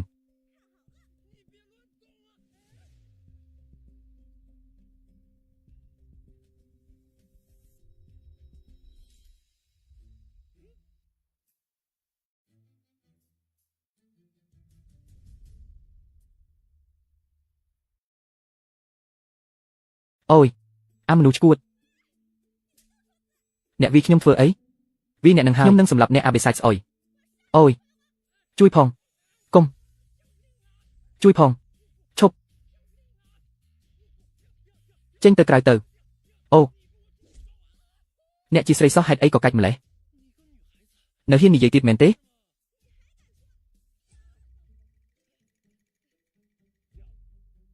យើងធ្វើមនុស្សត្រូវមានហេតុផលច្បាស់ណាស់ថាអ្នកឲ្យខ្ញុំអប់ដើម្បីរៀនតើចុះហេតុអីលើអ្នកបែរជាខឹងទៅវិញហឹមកុំនិយាយច្រើនទុកសម្ដីចុងក្រោយរបស់អ្នកទៅកុំស្មានថាខ្ញុំវាអ្នកមិនឈ្នះឲ្យសោះខ្ញុំគ្រាន់តែជាបុរសល្អមិនចង់ឆ្លោះជាមួយស្រីទេបានហើយខ្ញុំមិននិយាយជាមួយអ្នកទេខ្ញុំនឹងទៅប្តឹងលោកតារបស់អ្នកនៃរឿងនេះខ្ញុំមិនចប់ជាមួយអ្នកទេមើលពួកក្មេងទាំងនោះទៅមើលទៅពិតជារស់រវើកនិងផ្អែមល្ហែមណាស់ពិតជាធ្វើឲ្យបុរសចំណាស់ម្នាក់នេះចំណេញណាស់លោកម្ចាស់តើរឿងនេះពិតជាសម្រុំដែរឬទេទុកឲ្យក្មេងស្រីម្នាក់នេះនិងអ្នកខ្លាំងម្នាក់នោះបង្កើនមនោសញ្ចេតនាជាមួយគ្នាទៅប៉ុន្តែវាគ្មានអ្វីសម្រុំជាងនេះទៀតទេយឺតបន្តិចអ្នកមិនចាប់អារម្មណ៍ទេអីអ្នកខ្លាំងម្នាក់នេះមើលទៅធ្វើខ្លួនដូចជាមិនខ្វល់ពីអ្វីទាំងអស់តែការពិតគាត់មានចិត្តស្មោះត្រង់ដូចក្មេងប្រុសម្នាក់ពិតជាកម្រមានណាស់លោកម្ចាស់និយាយត្រូវហើយតោះទៅបើទុកឲ្យក្មេងស្រីម្នាក់នេះចង់រករឿងក៏រករឿងរួចហើយដែរបើពួកយើងមិនចេញទៅទទួលអ្នកខ្លាំងទេខ្លាចក្រែងថាពួកយើងមើលងាយគាត់លោកម្ចាស់មកអញ្ជើញតាមផ្លូវនេះ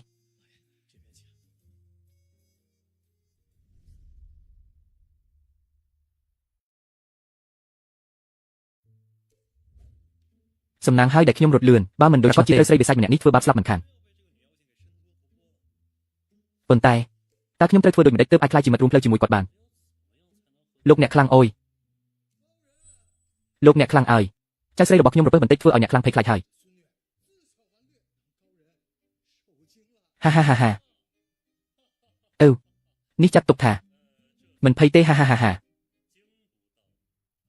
អ្នកឈប់នៅទីនោះភ្លាមបើអ្នកជាបរិសុទ្ធពិតប្រាកដពូននៅពីក្រោយលោកតារបស់ខ្ញុំចេញមកឲ្យលឿនមកខ្ញុំមិនបានហើយ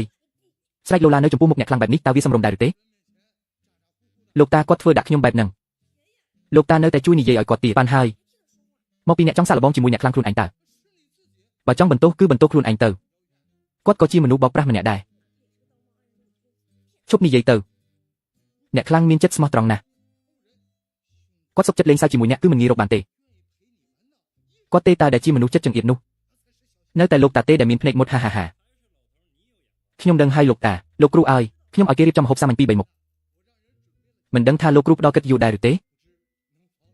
ហាខ្ញុំក៏កំពុងតែឃ្លានល្មមអញ្ចឹងយើងព្រមព្រៀងគ្នាជាមុនសិនណាខ្ញុំញ៉ាំច្រើនណាស់ហាលោកគ្រូអញ្ជើញញ៉ាំឲ្យអស់ពីចិត្តទៅអញ្ជើញលោកគ្រូតាមពិតទៅខ្ញុំមានរឿងមួយចង់ពឹងពាក់ដឹងហើយញ៉ាំបាយសិនទៅញ៉ាំឆ្អែតទៅមានកម្លាំងធ្វើការយកព្រមទេល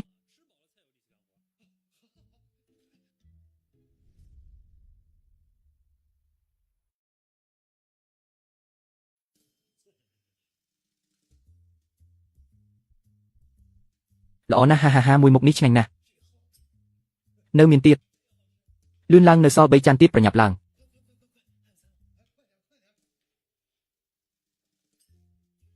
ត្រីឈប់សិន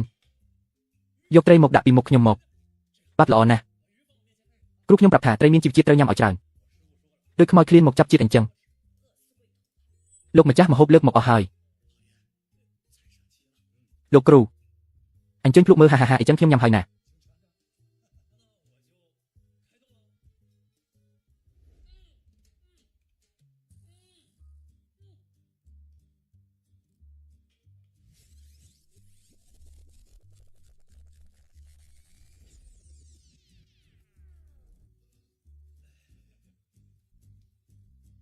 ញ៉ាំអស់ហើយមែនទេបាទត្រូវហើយអ្នកញ៉ាំអស់ហើយចុះពួកខ្ញុំញ៉ាំអីទៅពួកខ្ញុំមិនទាន់បានញ៉ាំអីផងនិយាយអីអញ្ចឹងលោកគ្រូកុំប្រកាន់ក្មេងស្រីម្នាក់នេះអីដឹងថាហេតុអីបានជាខ្ញុំញ៉ាំអស់ទេចុះមានហេតុផលអីទៀតគឺមកពី1អ្នកមិនដែលស្គាល់ពិភពលោក2គឺញ៉ាំច្រើនជាងជ្រូកទៀតមកគឺកុំគ្មានការគួសមជាមួយលោកគ្រូអីពីព្រោះម្ហូបនេះមានថ្នាំពុលអីគេនេះក្នុងម្ហូបនេះមានថ្នាំពុលវាមិនអាចទៅរួចទេ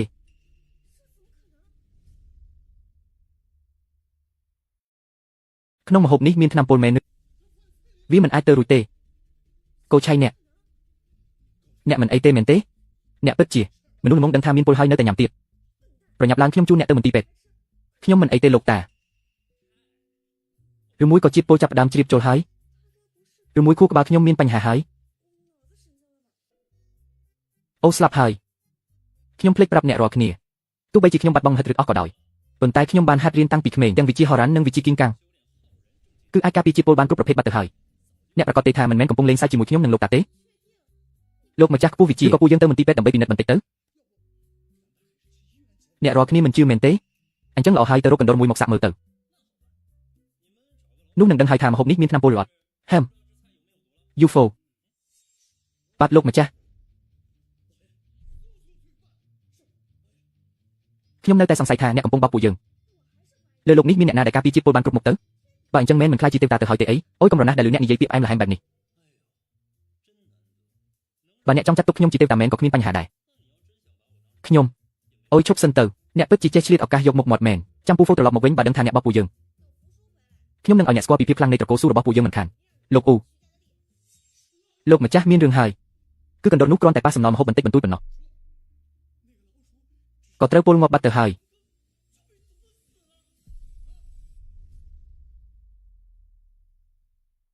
កណ្ដុរនោះគ្រាន់តែប៉ះសំណល់ម្ហូបបន្តិចបន្តួចក៏ត្រូវពុលងាប់អីគេហ្នឹងលើកនេះអ្នករាល់គ្នាជឿហើយមែនទេដែលខ្ញុំមិនឲ្យញ៉ាំគឺដើម្បីល្អសម្រាប់អ្នករាល់គ្នាទេអរគុណលោកម្ចាស់គូវិជាដែលបានជួយជីវិតអរគុណអ្នកណាស់មុននេះខ្ញុំយកច្រឡំលើអ្នកហើយអូរឿងតូចតាចទេអ្នកក៏បានបង្រៀនខ្ញុំវីកូនកូដែរតើពួកយើងរួចគ្នាហើយប្រញាប់ទៅស៊ើបអង្កេតឲ្យច្បាស់ភ្លាមតើអ្នកណាហ៊ានដាក់ថ្នាំពុលក្នុងម្ហូបរបស់ខ្ញុំបាទលោកម្ចាស់គូវិជាចុះរឿងដាក់ថ្នាំពុលនេះ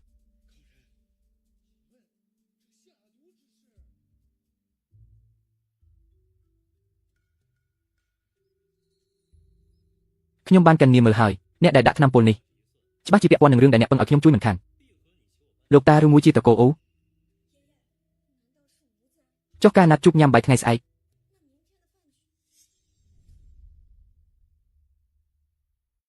ឬមួយជាតកូអូមែនការញ៉ាំបាយថ្ងៃស្អែកមិនថាជាពួកគេឬអត់នោះទេពួកយើងទាំងអស់គ្នាត្រូវទៅចូលរួមពិធីជប់លៀងអ្នកប្រហែលជាមិនទាន់ដឹងទេគ្រួសារខេននិងវូមានគំនុំនឹងគ្នាជាច្រើនឆ្នាំមកហើយគ្រួសារអ៊ូតែងតែចង់មកជំនួសគ្រួសារខេរបស់ខ្ញុំដូច្នេះការទៅចូលរួមពិធីជប់លៀងនៅថ្ងៃស្អែកខ្ញុំស្មានថាវាគឺជាអន្ទាក់ដែលគ្រួសារអ៊ូរៀបចំឡើងទើបខ្ញុំចង់អញ្ជើញអ្នកឲ្យទៅជាមួយខ្ញុំ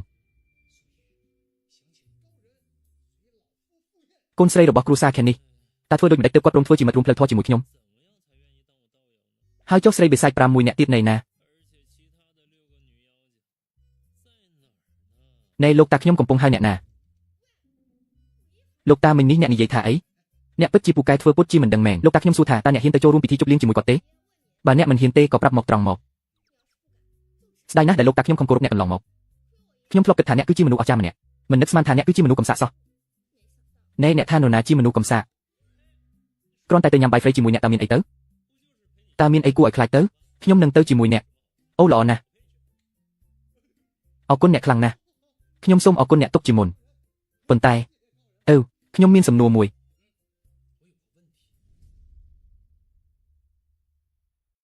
ខ្ញុំសូមអរគុណអ្នកទុកជាមុនប៉ុន្តែ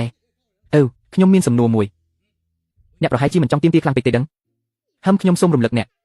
លោកតាខ្ញុំមិនមែនមិនបានត្រៀមខ្លួននោះទេបោះបង់គំនិតនឹងរឿងទាមទារអីហ្នឹងទុកមួយឡែកសិនទៅអ្នកអាចសួរបានមិនអីទេអីយ៉ាទៅឲ្យឆ្ងាយទៅខ្ញុំគ្រាន់តែចង់សួរតើក្នុងនាមជាបុរសម្នាក់តើត្រូវមានទំនាក់ទំនងបែបណាជាមួយមនុស្សស្រីទើបអាចពិភាក្សាអំពីធម៌អត្ថបានហើយខ្លាចជាមិត្តរួមផ្លូវធម៌នោះពិភាក្សាអំពីធម៌អត្ថខ្លាចជាមិត្តរួមផ្លូវធម៌អូហាខ្ញុំចាប់ផ្ដើមយកខ្លះហើយអង្គុយលោកតាតើវាមានន័យថាម៉េចទៅលោកម្ចាស់ខ្ពង់ខ្ពស់ខ្ញុំមិនសូវពូកែនៅការនិយាយស្ដីទេចំពោះសំណួរមួយនេះទុកឲ្យចៅស្រីខ្ញុំជាអ្នកបង្ហាញសកម្មភាពដើម្បីឆ្លើយតបនឹងអ្នកវិញតើលោកតាមានន័យថាម៉េចហ្នឹងបងជីដូនមួយលោកម្ចាស់ម្នាក់នេះមិនមែនជាអ្នកក្រៅទៀតទេណាអ្នកមិនត្រូវលាក់លៀមអ្វីជាមួយគាត់ទៀតទេណាយល់ទេលោកតាឲ្យលោកតាកុំអើទៅអីតើវាមានន័យថាម៉េចឲ្យប្រកបទៅ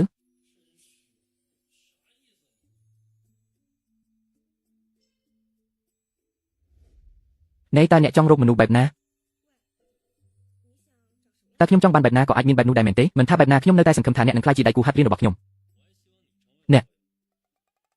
តើអ្នកពិតជាគិតបែបនេះមែនទេបាទ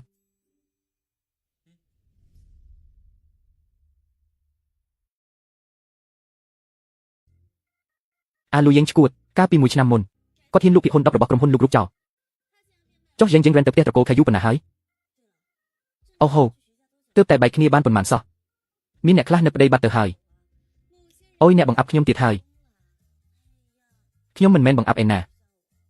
ខ្ញុំគ្រាន់តែនិយាយអ្វីដែលនៅក្នុងចិត្តរបស់អ្នកខ្លះចេញមកប៉ុណ្ណោះបើអ្នកពិតជានឹកគាត់មែនខ្ញុំនឹងជួនអ្នកទៅរកគាត់និយាយមែនណាយប់នេះគាត់ប្រហែលជាមិនគេងនៅសាលាទេដឹងមិនអាចទេដឹងឬមួយពួកយើងទៅចាប់គាត់មកវិញទៅខ្ញុំថាបានតាហេអ្នកតើអ្នកពិតជាគិតបែបនេះមែនទេក្នុងចិត្តខ្ញុំគឺគិតបែបនេះឯងបើអ្នកមិនជឿអីចឹងអ្នកសាកស្ទាបមើលទៅតើខ្ញុំជាអ្នកណាខ្ញុំជាមនុស្សត្រឹមត្រូវខ្ញុំបោកអ្នកធ្វើអីខ្ញុំមិនស្ទាបទេមើលចុះមិនផ្លាច់ទេដែលគ្រូខ្ញុំប្រាប់ឲ្យប្រយ័ត្នស្រីបិសាចដូចជាអ្នកមនុស្សដែលប្រែប្រួលលឿនជាងត្រឡប់សិភៅទៅទៀតប្រសិនបើពួកយើងខ្លាចជាដៃគូហាត់រៀនចុះលូថៃនីវត្រូវធ្វើម៉េចនេះជារឿងរវាងពួកយើងតើវាពាក់ព័ន្ធអ្វីនឹងគាត់អូតើអ្នកចង់ធ្វើជាប្រពន្ធរបស់ខ្ញុំមែនទេអូបើអញ្ចឹងខ្ញុំត្រូវតែស្ដីបន្ទោសអ្នកហើយខ្ញុំកាត់អីឥឡូវនេះជាសង្គមស៊ីវិល័យហើយគេប្រកាន់ខ្ជាប់របបប្តីមួយប្រពន្ធមួយ រឿងខុសច្បាប់ខ្ញុំមិនលូកដៃទេចំណែកប្រពន្ធរបស់ខ្ញុំវិញគឺអាចមានតែលោកខេងញៀវម្នាក់គត់ពួកយើងអាចធ្វើត្រឹមជាមិត្តរួមផ្លូវប៉ុណ្ណោះអ្នកណាទៅចង់ធ្វើជាប្រពន្ធរបស់អ្នកមិនខ្វល់ពីអ្នកទៀតទេអ្នកមិនទាន់ឆ្លើយសំណួររបស់ខ្ញុំទេរឿងនេះតើទំនាក់ទំនងរវាងបុរសនិងស្ត្រីបែបណាទើបអាចចាត់ទុកជាមិត្តរួមផ្លូវបានលោកតារេនយើងធ្វើបាបខ្ញុំទៀតហើយហាលោកតាខុស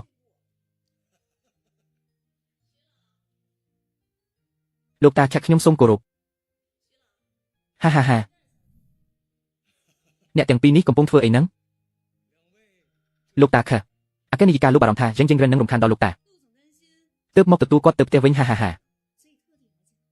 ណែអ្នកមិនទាន់ឆ្លើយសំណួរខ្ញុំទេណាអូប្រពន្ធសម្លាញ់មិនក៏មកទីនេះមេឃងឹតហើយតើខ្ញុំមកទទួលអ្នកទៅផ្ទះនេះមិនមែននៅភ្លឺទេអីអូសុំទោសដែលរំខានលោកតាហើយពួកយើងសុំលាសិនហើយហាខ្ញុំមិនមែនជាអ្នករំខានពួកគេទេលោកតាចូលលាសិនហើយ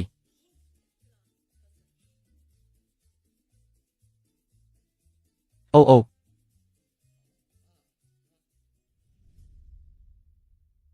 គីវតាពួកយើងទៅណៃលើហ្នឹងទៅបាយ៉ាស៊ីខ្ញុំទើបតែទទួលបានកម្លាំងនេះមកវិញចង់ផឹកអីក៏មានដែរសំបីតែស្រានាំចូលទៅបាយ៉ាស៊ីធ្វើអីទៅឬមួយអ្នកចង់ទៅរកប្រុសស្អាតមានខ្ញុំនៅទីនេះអ្នកមិនខ្លាចខ្ញុំប្រច័ណ្ឌទេអីប្រច័ណ្ឌអីប្រច័ណ្ឌត្រូវញ៉ាំជាមួយទឹកជ្រលក់តើមិនមែនទេញ៉ាំគៀវទើបត្រូវជ្រលក់ទឹកខ្មេះតើអ្នកកំពុងគិតអីហ្នឹងខ្ញុំទៅបាយ៉ាស៊ីគឺដើម្បីទៅរកម្ចាស់បាតើវាប្រញាប់ខ្លាំងមែនទេអូខេបើអញ្ចឹងក្នុងនាមជាអ្នកបើកបរជំនាញខ្ញុំនឹងនាំអ្នកឡើងផ្លូវល្បឿនលឿនអង្គុយឲ្យជាប់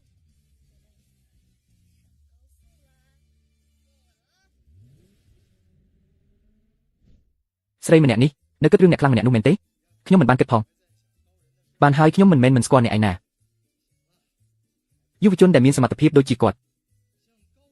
ពិតជាកម្រនឹងជួបណាស់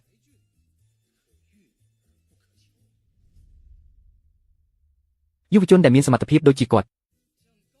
ពិតជាកម្រនឹងជួបណាស់ហើយនៅក្បែរខ្លួនគាត់ច្បាស់ជាមានស្រីស្អាតពូកែច្រើនមិនខានអ្នកត្រូវត្រៀមចិត្តឲ្យហើយទៅ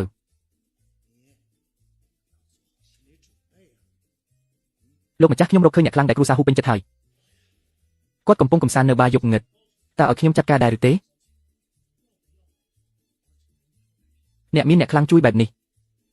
ច្បាស់ជាអាចធ្វើឲ្យគ្រូសាហ៊ូចាញ់ត្រឡប់ទៅវិញមិនខានមិនបាច់ធ្វើរឿងលើសពីការចាំបាច់ទេដើម្បីកុំឲ្យផ្អើលដល់សត្រូវទៅចុះ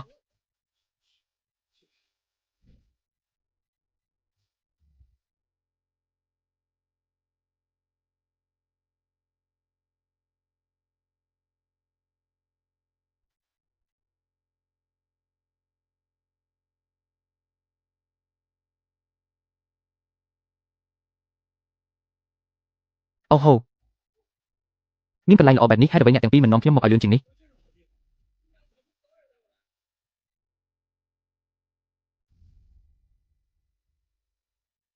នៅមើលទៀតមែនទេឈប់មើលហើយជិះស៊ីអ្នកទាំងពីរទៅរកកន្លែងអង្គុយចាំខ្ញុំទៅជីយាអ្នកទៅម្នាក់ឯងកើតដែរឬទេខ្ញុំធ្លាប់លើថាម្ចាស់បាយប់ងឹតលោកចៅយ៉ងទៅមានខ្សែកំណាស់ខ្ញុំពូកែខាងរឿងនេះខ្ញុំខ្លាចគាត់ធ្វើបាបអ្នកពួកយើងមកទីនេះដើម្បីចរចាទិញភាគហ៊ុនគាត់ប្រហែលជាមិនឆ្លើយតបពួកយើងទេពួកយើងទៅជាមួយអ្នកវិញល្អជាងបើមានរឿងអីមិនស្រួលពួកយើងនៅជួយគ្នាបាន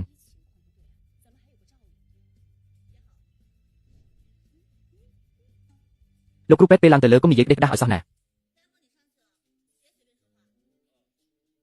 នៅមើលទៀត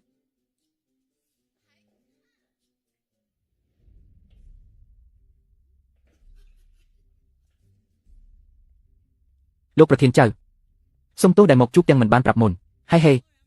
ប្រធានក្រុមហ៊ុន Lucy លោកស្រី Lu Qingye ខ្ញុំចំណាំមិនខុសទេមែនទេ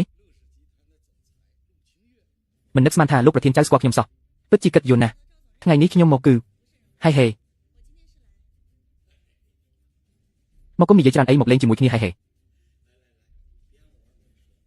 សុំទោសផងលោកប្រធានចៅខ្ញុំមិនចេះលេងទេបែបនឹងរឹតតែល្អខ្ញុំចង់មើលសម្រស់អ្នកខ្ញុំនឹងបង្រៀនអ្នកដោយផ្ទាល់ដៃតែម្ដង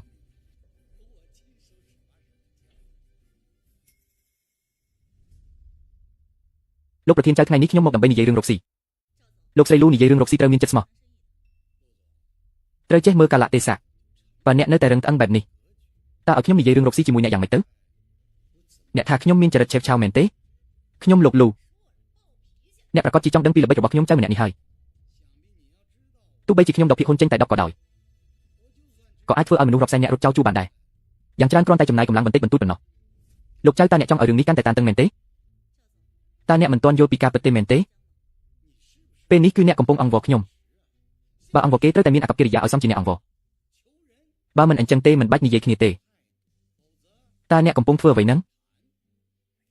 អ្នកមិនមែនស្និទ្ធស្នាលជាមួយសាឡាមែនទេជួយនិយាយជាមួយគាត់ឲ្យខ្ញុំបន្តិចមកមិនមែនពួកអ្នកប្រាប់ខ្ញុំកុំឲ្យនិយាយផ្ដេសផ្ដាស់ទេអីហាលោកលូគ្រូសាស៊ីគឺដូចជាសត្វកណ្ដូកក្នុងរដូវរងាទៅហើយអ្នកស្មានថាខ្ញុំខ្លាចមែនទេចុះទម្រាំតែមនុស្សប្រភេទនេះទៀតតើគាត់អាចស្គាល់ស៊ីឆាំងឈីងបានយ៉ាងម៉េច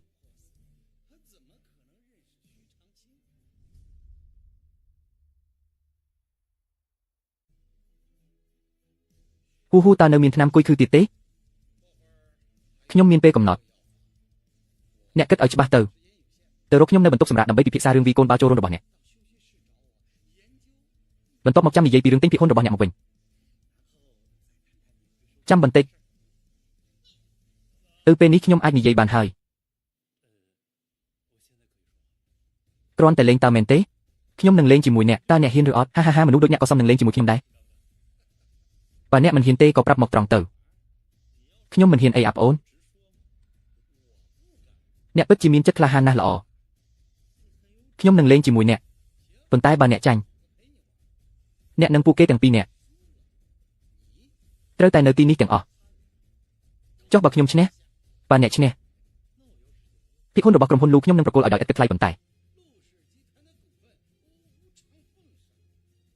អ្នកគ្មានផ្លូវឈ្នះខ្ញុំបានទេពូស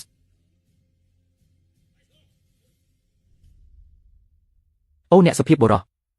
តើនៅលើភ្នំរបស់អ្នកមានតូប៊ីយ៉ាទេអត់មានទេអីក៏គ្មានដែរគ្មានផងហ៊ានទៅភ្នាល់ជាមួយគាត់ទៀតចង់ធ្វើបាបខ្ញុំនឹងឈៀងយាយឲ្យស្លាប់មែនទេកុំបារម្ភអីខ្ញុំច្បាស់ជាឈ្នះហើយមនុស្សដូចអ្នកចង់ឈ្នះលោកចៅរបស់យើងមែនទេហាពិតជាគួរឲ្យអស់សំណើចណាស់លោកចៅរបស់យើងគឺជាជើងឯកប្រចាំខេត្តណា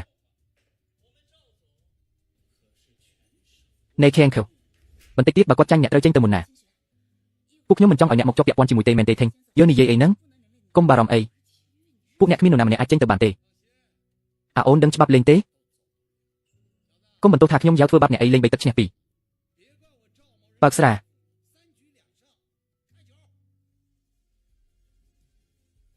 ប្រពន្ធសម្លាញ់ខ្ញុំកាន់បែបនេះត្រូវទេ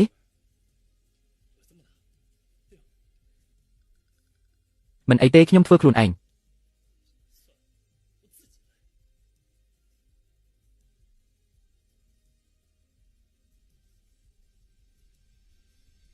ហា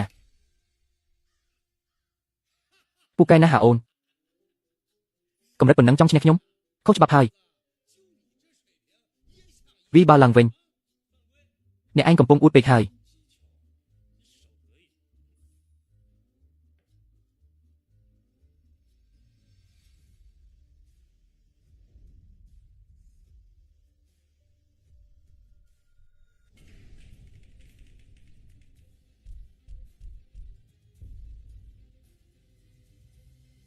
វីចូលទាំងអស់ក្នុងមួយដង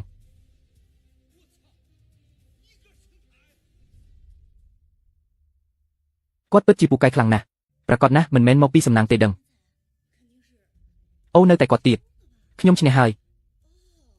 ខុសច្បាប់ពីរដងជាប់គ្នាហើយទឹកទី1ចាត់ទុកថាចាញ់ផ្អែកលើអីកុំអីអ្នកមិនដឹងច្បាប់តតែសោះមែនទេនេះគ្រាន់តែជាការធ្វើប្រហែសប៉ុណ្ណោះខុសច្បាប់បែបនេះប្រកាសជាត្រូវចាញ់ហើយចង់លេងសើចជាមួយខ្ញុំមែនទេចូលទាំងអស់វីបាល់ទៅអូនចាំមើលទៅហាខុសច្បាប់ហើយ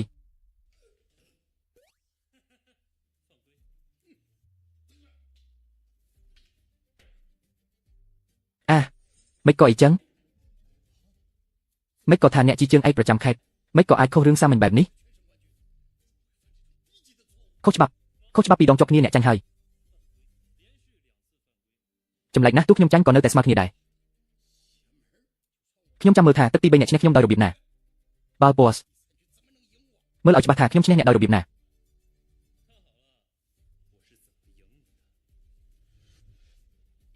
សំណាងរបស់អ្នកល្អគ្រាន់បើដែរតើខ្ញុំចាំមើលថាអ្នកអាចវាចូលទាំងអស់ក្នុងមួយដងបានទៀតទេវាចូលទាំងអស់ក៏វាចូលទាំងអស់ទៅ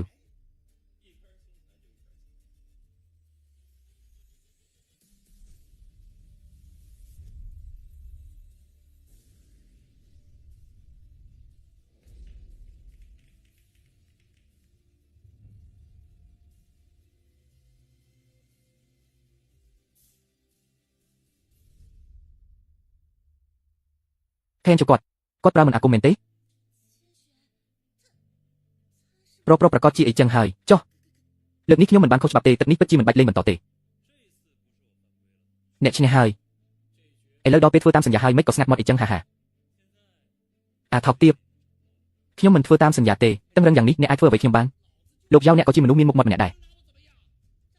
សូម្បីតែរឿងចាញ់ត្រូវទទួលស្គាល់ក៏អ្នកមិនយល់ដែរបើល្បីទៅក្រៅមិនខ្លាចគេសើចចំអកទេអីពិតមែនហើយឲ្យនៅថាខ្លួនឯងជាជើងឯកទៀតឆេះបើអ្នកចាញ់មិនចេះចុះចាញ់កុំចេញមកក្រៅធ្វើឲ្យខ្មាស់គេអីអ្នកទាំងពីរនេះឲ្យអាចឆ្កែអ្នកហ៊ានវាខ្ញុំផងហារឿងងាយសោះមែនទេមិនឲ្យពួកខ្ញុំចូលតាមទ្វារនេះមែនទេអាចឆ្កែអ្នកហ៊ានវាខ្ញុំប្រាប់អ្នកឲ្យដឹងអ្នកជឿទេថាខ្ញុំនឹងញាត់អានឹងចូលមាត់អ្នកឲ្យអ្នកដឹងថាអ្វីទៅដែលហៅថាវាមួយដំបងចូលរួមតែម្ដងឲ្យកុំខ្ញុំចុះចាញ់ហើយខ្ញុំព្រមហើយអ្នកឆាប់ឡើងខ្ញុំប្រញាប់ណាស់អូបាទ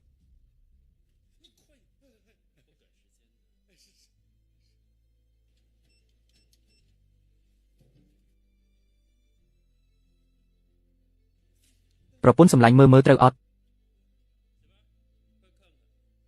ត្រូវហើយពួកយើងទៅចុះនៅឲ្យស្ងៀមទៅបើមិនអញ្ចឹងទេខ្ញុំនឹងប្រពន្ធសម្លាញ់ខ្ញុំទៅហើយ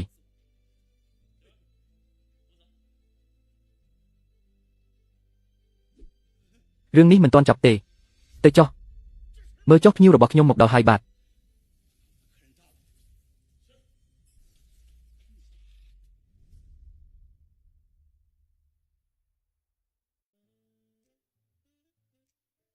មនុស្សសុចរិតអ្នកឆេវឆាវពេកហើយលើកក្រោយកុំធ្វើបែបនេះទៀតណាទាំងហើយប្រពន្ធសម្លាញ់ខ្លាចប្រពន្ធបាត់ទៅហើយ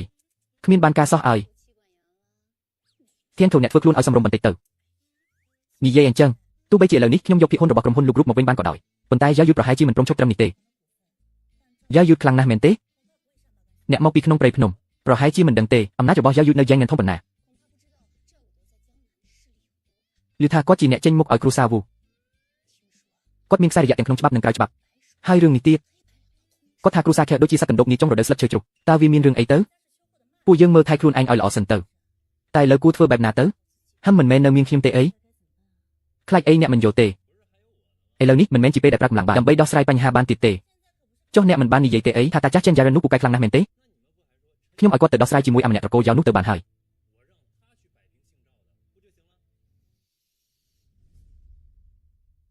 ឥឡូវនេះដូចជាមានតែវិធីនឹងទេមើលទៅនិយាយទៅពិតជាចៃដន្យអមែងតាចាស់ខៅណាត់ខ្ញុំទៅផ្ទះត្រកូលវូញ៉ាំបាយហ្វ្រេនៅថ្ងៃស្អែកហើយអាយ៉ាយុទ្ធនេះក៏ជាមនុស្សរបស់ត្រកូលវូដែរអញ្ចឹងខ្ញុំឲ្យតាចាស់ចេនទៅចាត់ការពួកគេទាំងពីរតែម្ដងអ្នកត្រូវតែប្រយ័ត្នខ្លួនផងណាមនុស្សដែលអាចធ្វើឲ្យលោកតាខុសខ្លាចបានមិនមែនធម្មតាទេ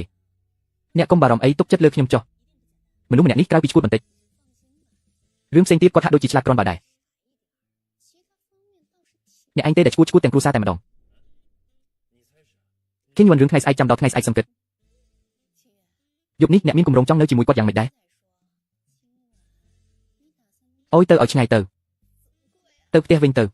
បានចុះយើងត្រូវបន្តរឿងដែលធ្វើមិនទាន់ហើយកាលពីថ្ងៃមែនទេ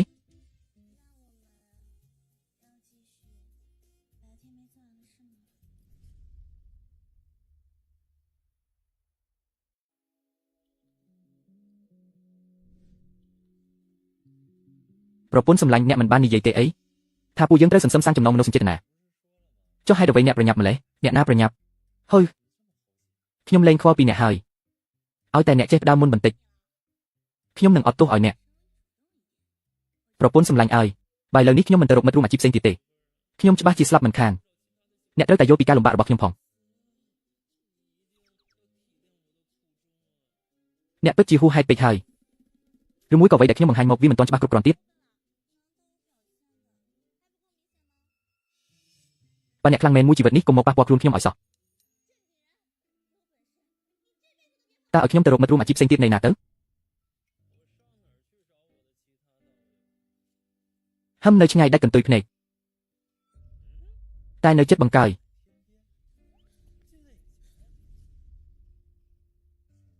នៅឆ្ងាយសែនឆ្ងាយ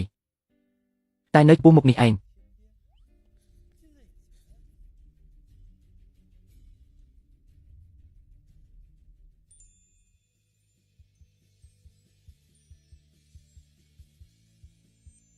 មេក្រុមជួយខ្ញុំផង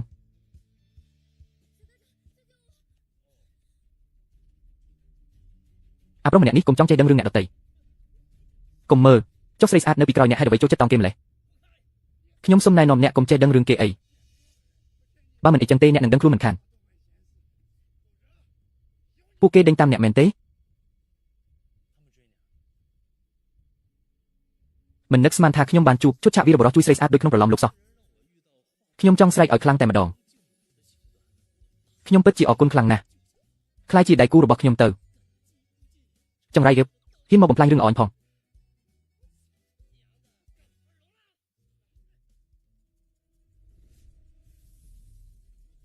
ខ្ញុំជួយអ្នកហើយតើអ្នកអាចធ្វើជាដៃគូខ្ញុំបានទេដៃគូស្អីទៅអ្នកមើលរឿងភាគច្រើនពេកហើយដឹងអូយទៅឲ្យឆ្ងាយទៅអូនអញហ៊ានមកបំផ្លាញរឿងល្អរបស់មេយើងផងចាំមើលទៅខ្ញុំទើបតែបានជួយបើតាមសាច់រឿងក្នុងប្រឡំលោកអ្នកគួរតែធ្វើជាដៃគូរបស់ខ្ញុំមែនទេហើយរស់នៅជាមួយគ្នាជារៀងរហូតលោកគ្រូឆៅជីវិតពិតមិនមែនជារឿងភាគទេណាអរគុណដែលបានជួយខ្ញុំទៅមុនហើយបាយបាយអ្នកចាំខ្ញុំផងលោកគ្រូក្មេងកុំតាមខ្ញុំទៀតអីខ្ញុំមិនធ្វើជាដៃគូរបស់អ្នកទេអើយ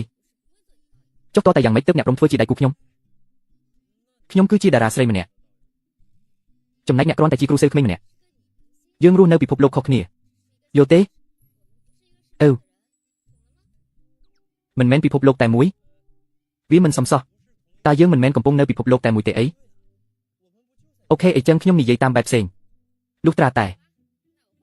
អ្នកជាកូនអ្នកមានទ្រព្យស្តុកស្ដម្ភមានសាច់ដុំពោះ8កង់ហើយចេះនិយាយ8ភាសាបានយ៉ាងស្ទាត់ជំនាញបើមិនអីចឹងទេកុំសង្ឃឹមឲ្យសោះហេរឿងនឹងស្រួលតើសាច់ដុំពោះខ្ញុំមានតើបើមិនជឿអ្នកសាកស្ទាបមើលទៅអូហូមានមែនតើកូនអ្នកមានប្រហែលជាមិនអាចទេចុះបើខ្ញុំខ្លាចជាអ្នកមានដោយខ្លួនឯងតើបានទេបើខ្ញុំចង់បានលុយពួកគេប្រកាសជាឲ្យខ្ញុំមិនខានបើខ្ញុំសុំលុយពួកគេច្បាស់ជាឲ្យខ្ញុំហើយអ្នកឯងនេះពិតជាមនុស្សចម្លែកមែនមិនអីទេឃើញថាអ្នកបានជួយខ្ញុំនឹងប៉ាវបាយអ្នកមួយពេលចាត់ទុកថាជាការរាប់អានគ្នាទៅចុះមែនហើយតោះទៅញ៉ាំសាច់អាំងបានទេខ្ញុំចូលចិត្តញ៉ាំសាច់អាំងបំផុតគាត់ស្រឡាញ់ខ្ញុំគាត់មិនស្រឡាញ់ខ្ញុំទេលោកប្រធានលូតាមការបង្គាប់របស់អ្នកខ្ញុំរកឃើញដានរបស់លោកចឹងហើយមនុស្សប្រុសចង្រៃខ្ញុំចង់ដឹងណាស់ថាគាត់កំពុងធ្វើស្អីនៅខាងក្រៅ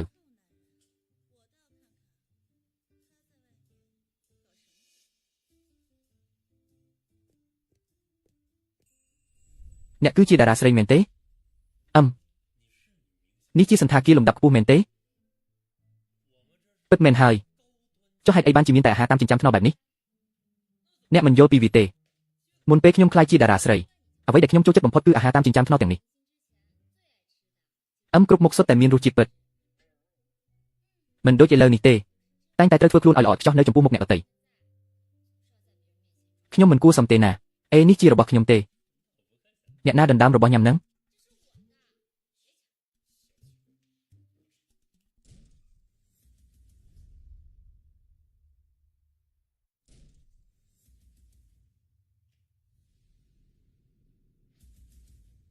ខ្លាំធំមែនខ្ញុំឲ្យតម្លៃអ្នកខ្លាំងពេកហើយអ្នកហ៊ានបដិសេធខ្ញុំផងបែរជានាំប្រុសខាងក្រៅមកញ៉ាំរបស់សម្រាប់បែបនេះទៅវិញអ្នកជាអ្នកណាអ្នកដែលដណ្ដើមសាច់អាំងហ្នឹងគឺជាថៅកែដែលចាត់មនុស្សឲ្យមកចាប់ខ្ញុំអ្នកមិនស្គាល់ខ្ញុំទេអី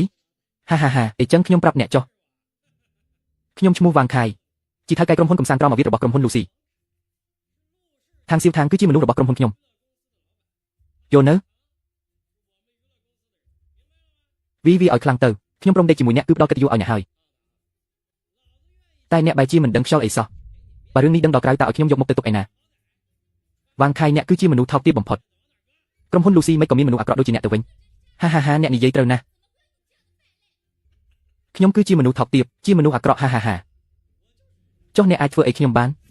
កុំខំប្រឹងរើបំរើដោយឥតប្រយោជន៍អីគ្រាន់តែបំរើខ្ញុំឲ្យបានល្អទៅអ្នកនៅតែអាចបន្តធ្វើជាតារាល្បីរបស់អ្នកបានបើមិនអញ្ចឹងទេចាំបន្តិចអាយ៉ាខ្ញុំភ្លេចបាត់ថានៅមានមនុស្សចង្រៃដូចជាអ្នកម្នាក់ទៀតមកយកវាទៅបោះចោលក្នុងសមុទ្រឲ្យត្រីស៊ីទៅអ្នកគឺជាមនុស្សរបស់ក្រុមហ៊ុន Loop Group ជាថៅកែក្រុមហ៊ុនកំសាន្តមែនទេត្រូវហើយចុះលោកខេងយូអាចគ្រប់គ្រងអ្នកបានទេហាហាប្រកាសណាស់អូយអ្នកមិនមែនក្នុងប្រឡំលោកទេតែអ្នកស្គាល់លោកស្រីលោរបស់យើងដែរហាហាហាត្រូវហើយលោកឆេងយូគឺជាប្រពន្ធរបស់ខ្ញុំ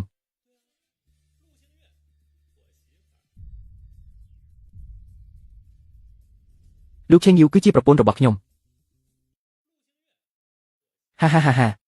អាយ៉ាមនុស្សដូចអ្នកពិតជាចេះយកសັບទាំងថ្ងៃមែនកុំថាឡើយលោកស្រីលូណាលីវទោះបីជាគាត់មានសង្សារក៏ដោយក៏គាត់មិនមើលភ្នែកមនុស្សដូចអ្នកដែរហាហាហាហាលោកគ្រូសេលតូចអរគុណអ្នកណាស់ដែលបានជួយខ្ញុំថ្ងៃនេះវ៉ាងខេនិងលោករូបមិនមែនជាអ្នកដែលអ្នកអាចតាំងបានទេអ្នកប្រញាប់ទៅចុះវ៉ាងខៃឲ្យតែអ្នកព្រមលេងគាត់ខ្ញុំនឹងយល់ព្រមទៅជាមួយអ្នកខ្ញុំមិនអាចទៅបានទេបើខ្ញុំទៅខ្ញុំច្បាស់ជាស្លាប់មិនខានមិនទៅក៏ល្អដែរហាហាបើមិនទៅឯងរឹតតែឆាប់ស្លាប់នៅថ្មឹងធ្វើអីទៀតចាត់ការវាទៅ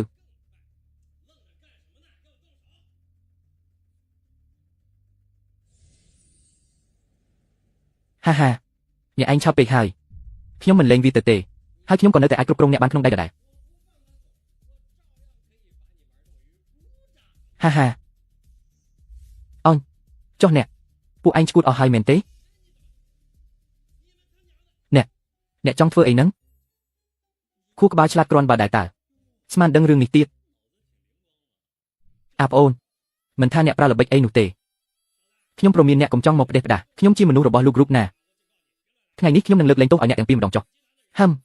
នៅចង់មានលើកក្រោយទៀតមែនទេលោកស្រីលោ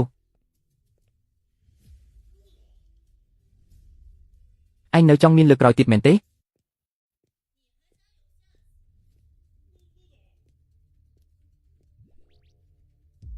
ប្រពន្ធសម្លាញ់មិនក៏អ្នកមកទីនេះអ្នកកំពុងបន្ទោសខ្ញុំដែលមកកាត់ចង្វាក់រឿងល្អរបស់អ្នកមែនទេបាទអ្នកមកដល់ទៅជារឿងល្អអីគេលោកស្រីលោម្នាក់នេះពិតជាប្តីរបស់អ្នកមែនអីរឿងរបស់ខ្ញុំដល់វេនអ្នកមកចេះដឹងដែរខ្ញុំមិនមែនខ្ញុំមិនដឹងថាអ្នកអាចរកឃើញមកដល់ទីនេះទេហាហាហាបើខ្ញុំមិនមកធ្វើមិននឹងដឹងអ្នកយកឈ្មោះក្រុមហ៊ុន Loop Group ទៅដើរបង្កបញ្ហានៅខាងក្រៅមិនមែនអញ្ចឹងទេលោកស្រីលោកគឺខ្ញុំគឺគាត់អ្នកលបួងខ្ញុំទេពួកគេទាំងពីរអ្នករួមដៃគ្នាដាក់អន្ទាក់បង្កឈ្មោះខ្ញុំទេដែលជាជនរងគ្រោះនោះលោកស្រីលោកគាត់កុហកទេច្បាស់ណាស់ថាគាត់ជាអ្នកបៀតបៀនខ្ញុំ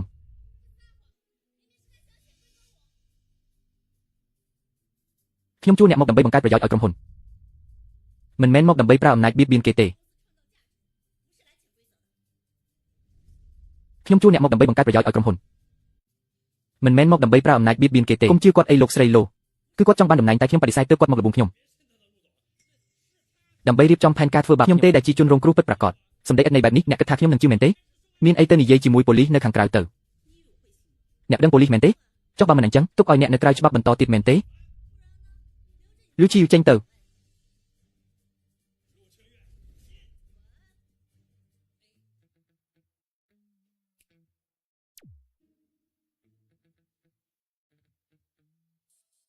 លោកស្រីលោកអរគុណអ្នកខ្លាំងណាស់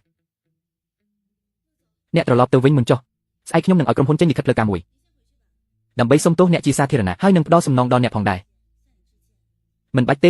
វ៉ាងខេគាត់មិនទាន់បានសម្រេចបំណងហើយអ្នកដែលអាក្រក់គឺគាត់មិនមែនក្រុមហ៊ុនទេខ្ញុំមិនត្រូវការសំណងអ្វីទេអញ្ចឹងអ្នកអាចទៅបានហើយចាំបន្តិចប្រពន្ធសម្លាញ់គាត់ទៅមិនបានទេបើគាត់ទៅខ្ញុំច្បាស់ជាស្លាប់មិនខាន ។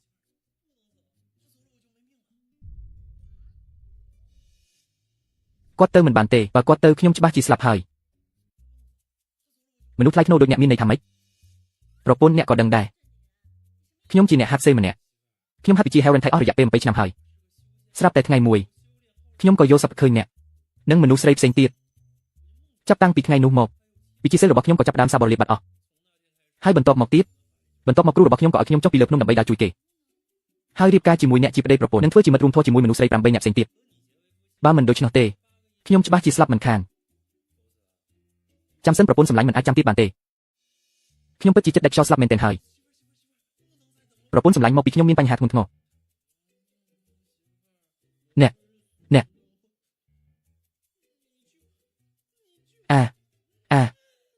នេះអ្នកកុំបំភ័យខ្ញុំអីអ្នកឆាប់ដឹងខ្លួនឡើងបើអ្នកស្លាប់ទៅតើឲ្យខ្ញុំធ្វើបែបណាតើត្រូវធ្វើម៉េចទៅតើឲ្យឡានពេទ្យឥឡូវនេះទាន់ពេលទេនឹកឃើញហើយលោកស្រីលោកខ្ញុំដូចជាមានវិធីជួយគាត់ហើយវិធីអីទៅអ្នកឆាប់និយាយមកមើលពីមុនគាត់ចង់ឲ្យខ្ញុំធ្វើជាមិត្តរួមធម៌របស់គាត់តែខ្ញុំបានបដិសេធបើឥឡូវនេះខ្ញុំយល់ព្រមតើខ្ញុំអាចជួយសង្គ្រោះគាត់បានទេអីគេអ្នកពិតជាមនុស្សល្អមែនបានហើយអ្នកឆាប់សាកល្បងទៅចាស់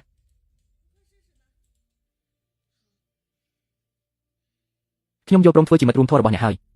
អ្នកឆាប់ដឹងខ្លួនឡើង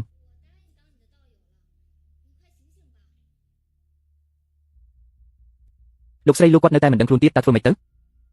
គាត់ប្រហែលជាមិនស្លាប់មែនទេដឹងមិនអាចទេគាត់មិនអាចស្លាប់បានទេប្រហែលជាវិធីឆ្លើយតបរបស់អ្នកមិនទាន់ត្រឹមត្រូវ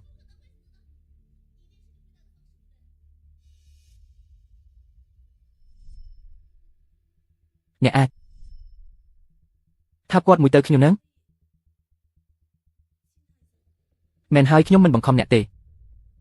តែបើអ្នកសុខចិត្តជួយសង្គ្រោះគាត់ខ្ញុំនឹងដឹងគុណអ្នកខ្លាំងណាស់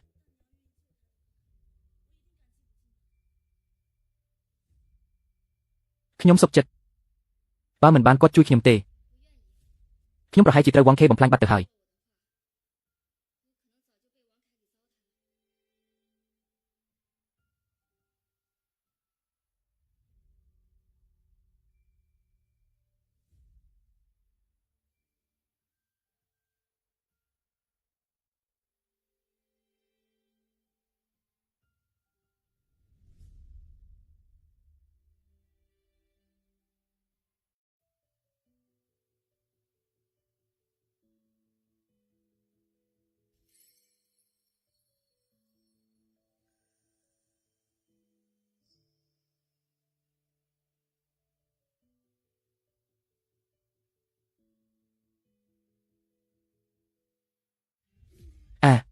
អូ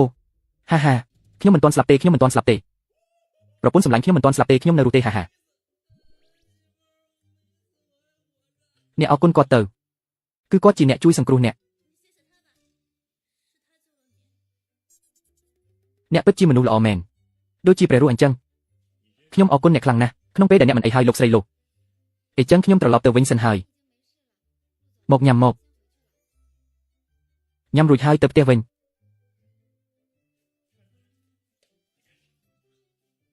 មិនដែរមិនដាច់អាឡ័យមែនទេ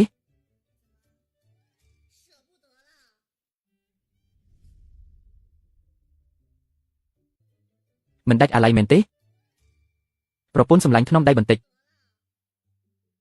អូយជឿណាស់ប្រពន្ធសម្លាញ់ថ្នមបន្តិចទៅផ្ទះជាមួយខ្ញុំ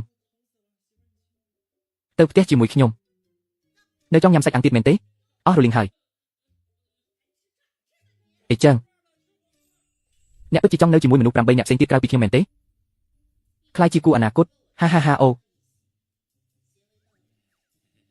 មានអ្នកណាខ្លះទៅអ្នកប្រពន្ធសម្លាញ់អ្នកម្នាក់ហើយហានសៀនស៊ីម្នាក់ទៀតការងារបង្រៀនក៏រាប់ម្នាក់ដែរហើយនៅមានក្មេងប្រុសខាងម្នាក់នោះទៀត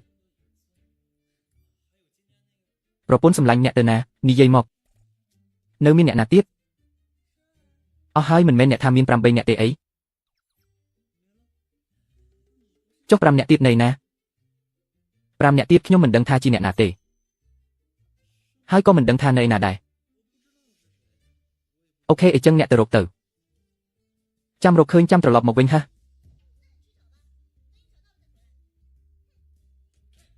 ឲ្យខ្ញុំទៅរកណៃណា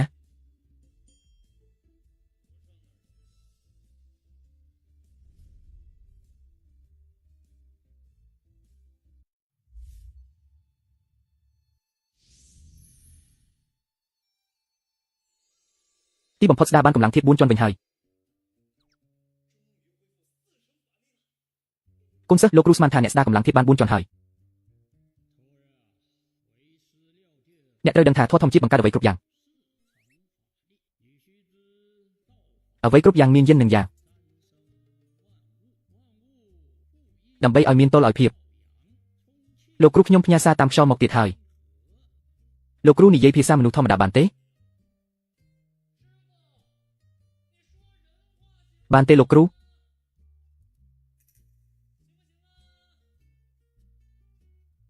ឡូវនេះក្នុងរយៈពេល3ថ្ងៃអ្នកមិនទាន់គ្រោះថ្នាក់ដល់ជីវិតទេតែត្រូវប្រញាប់ទៅរកមិត្តរួមធប់ផ្សេងទៀត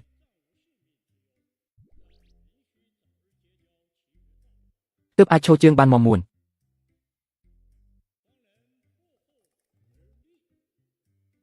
លោកគ្រូកុំបារម្ភអីខ្ញុំនឹងខំប្រឹងឲ្យអស់ពីសមត្ថភាព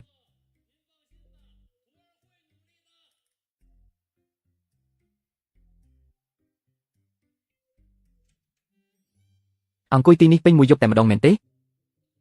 បាទមែនហើយ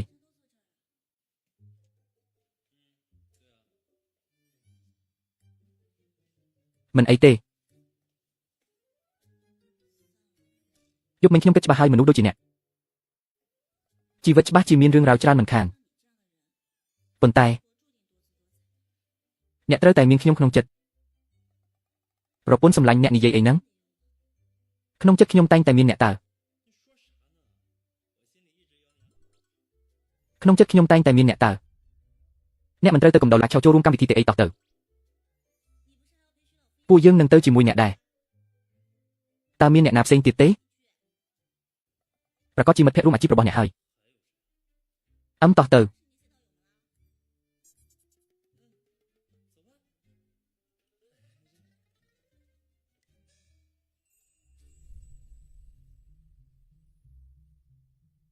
មិននឹកស្មានថាម្ចាស់ផ្ទះមួយលើកនេះហ៊ានអញ្ជើញកូនសិស្សច្បងរបស់កម្ពុជាគ្រូក្បាច់គុណមកដែរមើលទៅការដោះស្រាយគំនុំជាមួយគ្រូសាចូលលើកនេះគាត់ពិតជាយកចិត្តទុកដាក់ខ្លាំងណាស់ការដោះស្រាយគំនុំពិតជាសំខាន់មែនប៉ុន្តែអ្វីដែលសំខាន់ជាងនេះគឺការរាប់អានជាមួយវីរបុរសក្នុងលោកដើម្បីរួមគ្នាធ្វើការធំមានកម្ពុជាអ្នកក្លាហាននៅទីនេះមើលទៅម្ចាស់ផ្ទះហួចចង់ជំនួសតំណែងលោកតាខុសដើម្បីក្លាយជាប្រធានសភាពាណិជ្ជកម្មគាត់ច្បាស់ជាចង់បានវាខ្លាំងណាស់ហាខ្ញុំមិនមែនអញ្ជើញតែសិស្សរបស់កម្ពុជាគ្រូចិននោះទេសូម្បីតែគាត់ផ្ទាល់ក៏នឹងមកដល់ដែរ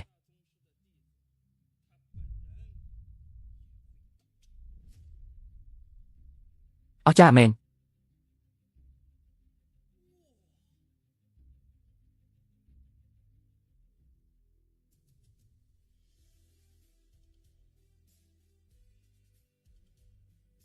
អូលោកតាខា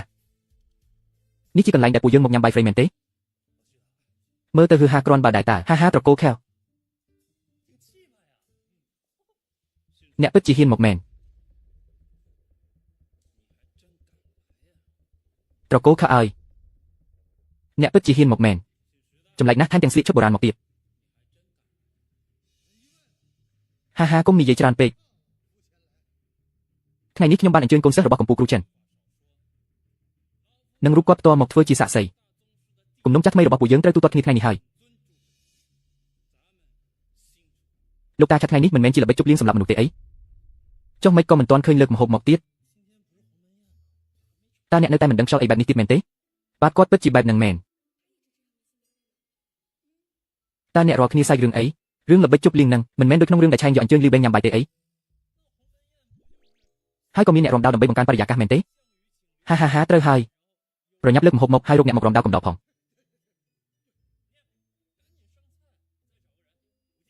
ត្រកូលជួអ្នកគិតថាទីនេះជាកន្លែងអីយកមនុស្សឡប់បែបនេះមកបង្កបញ្ហាអីនៅទីនេះណែខ្ញុំនិយាយតាមត្រង់តើមនុស្សអត់ប្រយោជន៍ដូចអ្នកប្រហែលជាពូកែតែខាងនឹងហើយអាចាស់នេះខ្ញុំពិតជាបានអញ្ជើញអ្នកទាំងអស់គ្នាមកញ៉ាំបាយមែនលោកតាខឹបបណ្ដោយឲ្យបែបនេះតើគាត់ត្រៀមខ្លួនរួចជាស្រេចឬក៏ចង់បោះបង់ចោលទៅហើយ អ្នកណាមិនដឹងថាពិធីជប់លៀងនៅមេញថ្ងៃនេះតាមពិតគឺជាការប្រឈមមុខដាក់គ្នាលោកតាហ្គានេះបានអញ្ជើញកំពូលអ្នកខ្លាំងមកធ្វើជាសាក្សីលោកតាខើនៅតែអាចរក្សាភាពស្ងប់ស្ងាត់បានបែបនេះទៀតប្រហែលជាគាត់មានគម្រោងទុកជាមុនហើយលោកតាខើគាត់អ្នកហ៊ានមកចេះដឹងរឿងរបស់ខ្ញុំផងអីមិនទាន់មានបាយញ៉ាំផងហើយថាពិធីជប់លៀងអីទៅហើយនៅមានអ្នកទៀតសំបីតែបាយមួយពេលក៏គ្មានលទ្ធភាពបោកដែរនៅមានមុខមកថាអ្នកដទៃធ្វើពុតជាអ្នកមានប៉ាគេញ៉ាំទៀតពិតជាមិនចេះខ្មាស់គេមែនថាខ្ញុំមិនចេះខ្មាស់គេអ្នកពិតជាហ៊ានមើលងាយខ្ញុំដល់ថ្នាក់នេះផងអ្នកពិតជាមនុស្សរបស់ហៅឆេងយូមែនស្អីហ្នឹងអ្នកចង់ធ្វើអីអ្នករាល់គ្នាកំពុងតែមើលហើយណាកុំមកធ្វើជាជឿរួចទម្លាក់កំហុសមកលើខ្ញុំឲ្យសោះកំតិចវាទៅកំតិចវាចោលទៅ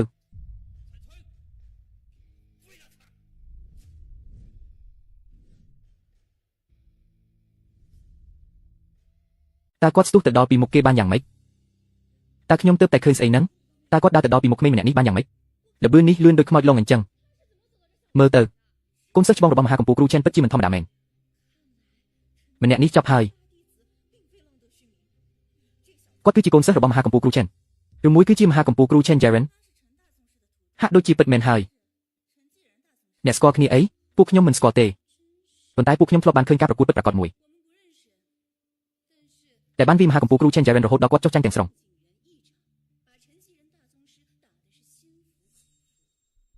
លោកម្ចាស់វូអ្នកឲ្យខ្ញុំចេញមុខដោះស្រាយជាមួយមនុស្សកម្រិតទាបបែបនេះអីពិតមែនហើយបានប៉ុន្តែការដោះស្រាយជាមួយមនុស្សបែបនេះក៏រាប់ថាជាការចេញមុខរបស់ខ្ញុំម្ដងដែរត្រូវបង់ថ្លៃសេវាបន្ថែមសម្រាប់រឿងនេះប្អូនប្រុសបើសិនជាលោកម្ចាស់វូមិនបានចំណាយលុយជួខ្ញុំឲ្យមកចាត់ការអ្នកទេ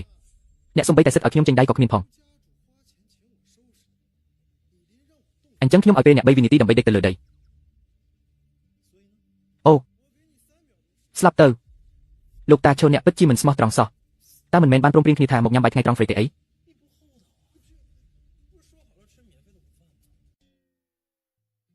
លទ្ធផលគឺឲ្យខ្ញុំមកវីគ្នាអីចឹង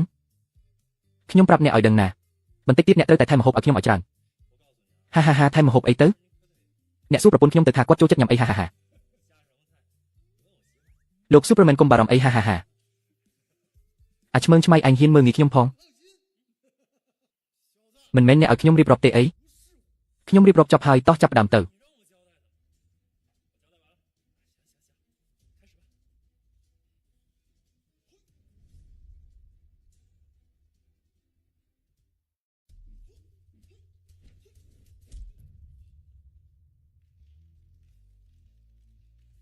ខេខនអ្នកកំពុងធ្វើអីហ្នឹងប្រញាប់កំចាត់វាចោលទៅអាំសៀតអញចេះតែគេទេអី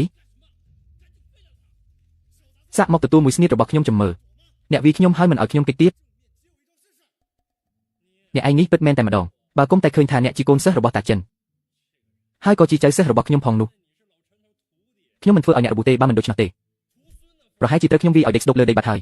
យប្រហែលជាយំស្រែកហៅម៉ែទៀតផងឲ្យស្លាប់ចុះខ្ញុំថាអ្នកឯងនេះពិតជាមិនស្គាល់ល្អអាក្រក់មែនបានហើយអញ្ចឹងថ្ងៃនេះខ្ញុំនឹងប្រដៅអ្នកឲ្យស្គាល់តែម្ដង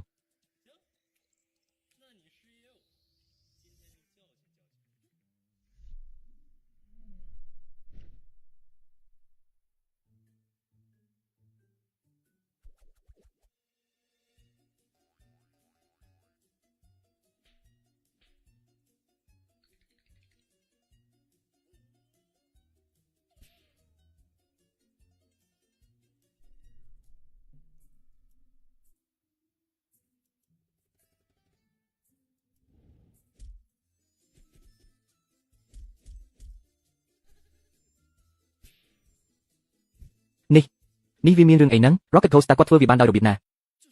សូម្បីតែកូនសិស្សច្បងរបស់កម្ពុជាគ្រូចិនក៏មិនមែនជាគូត្រូវរបស់គាត់ដែរមែនទេបើកម្ពុជាគ្រូចិនមកដល់ផ្ទាល់ម្នាក់នេះប្រហែលជាអាចតាំងបានខ្លះដែរអូក្មេងម្នាក់នេះពិតជាមានសំណាងល្អមែនមិនចេះមើលកាលៈទេសៈសោះឲ្យតែដាក់ខ្លួនដល់គឺដេកលក់ភ្លាមហាអរគុណដែលជួយរឿងតូចតាចទេណែលោកខើកុំភ្លេចបាយថ្ងៃត្រង់របស់ខ្ញុំណារឿងនឹងវាពិតជាអីចឹងហើយអាត្រកូលខើអ្នកកុំអាសប្បាយចិត្តពេកពួកអ្នកឈ្នះហើយខេចិនមិនមែនជាអ្វីឡើយកម្ពុជាគ្រូចិននឹងមកដល់ក្នុងពេលឆាប់នេះដល់ពេលនោះពួកអ្នកនឹងដឹងខ្លួនមិនខាន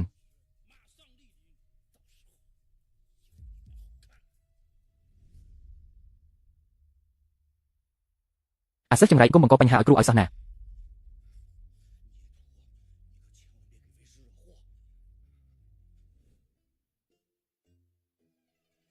ពួកអ្នកទាំងអស់គ្នាមិនបារម្ភទេអីហេតុអីបានជាពួកយើងត្រូវបារម្ភមែនហើយទោះបីជាគ្រូចិនជាកម្ពុជាគ្រូក្បាច់គុណក៏ដោយប៉ុន្តែគាត់នៅតែត្រូវគោរពលោកម្ចាស់ម្នាក់នេះជាគ្រូដែរហាហាហាហាពិតជាមិនស្គាល់មេខ្ពស់ដីទៀតមែនកម្ពុជាគ្រូចិនមានក្បាច់គុណខ្លាំងពូកែគ្មានគូប្រៀបក្នុងលោកឡើយនឹងធ្វើឲ្យមនុស្សគ្មានឈ្មោះម្នាក់នេះអន់ក្បាលមិនបាច់ឲ្យខ្ញុំនិងអ្នកប្រយុទ្ធគ្នាជាច្រើនឆ្នាំទេហេតុអ្វីបានជាអ្នកមិនរីកចម្រើនសោះអញ្ចឹងលោកគ្រូធំឆេនពិតជាមានឈ្មោះល្បីមែនប៉ុន្តែនៅមានអ្នកខ្លាំងជាងនេះទៀតនៅចំពោះមុខអ្នកខ្លាំងពិតប្រាកដអ្នកណាក៏ដោយក៏គ្រាន់តែជាស្រមោចដែរហឹមហាហាហាហាគួរឲ្យស្ដាយបើអ្នកខ្លាចហើយអាចដកខ្លួនចេញឥឡូវនេះបានប្រគល់តំណែងប្រធានសភាពាណិជ្ជកម្មមកដោយសម្រួលចាក់ចេញពីពិភពចំនួនទៅខ្ញុំអាចពិចារណាលើកលែងទោសឲ្យអ្នកបើមិនអញ្ចឹងទេលោកតាខ្ញុំដាំឡើយចង់យកគុណធម៌សងសឹកមិននឹកស្មានថាអ្នកនៅតែរឹងរូសបែបនេះសោះអ្នកកុំស្ដាយក្រោយឲ្យសោះ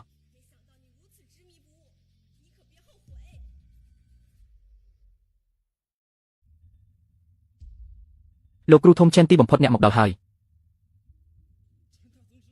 លោកគ្រូកូនសិស្សចង្រៃរបស់ខ្ញុំមិនបានប្រមាថអ្នកទេមែនទេ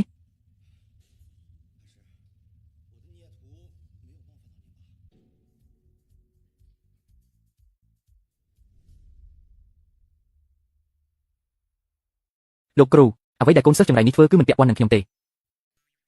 អ្នកមិនអាចទម្លាក់កំហុសមកលើខ្ញុំបានទេហឹមអូកូនសិស្សចង្រៃរបស់ខ្ញុំមិនបានធ្វើឲ្យអ្នករាល់គ្នាជឿចាប់ទេមែនទេ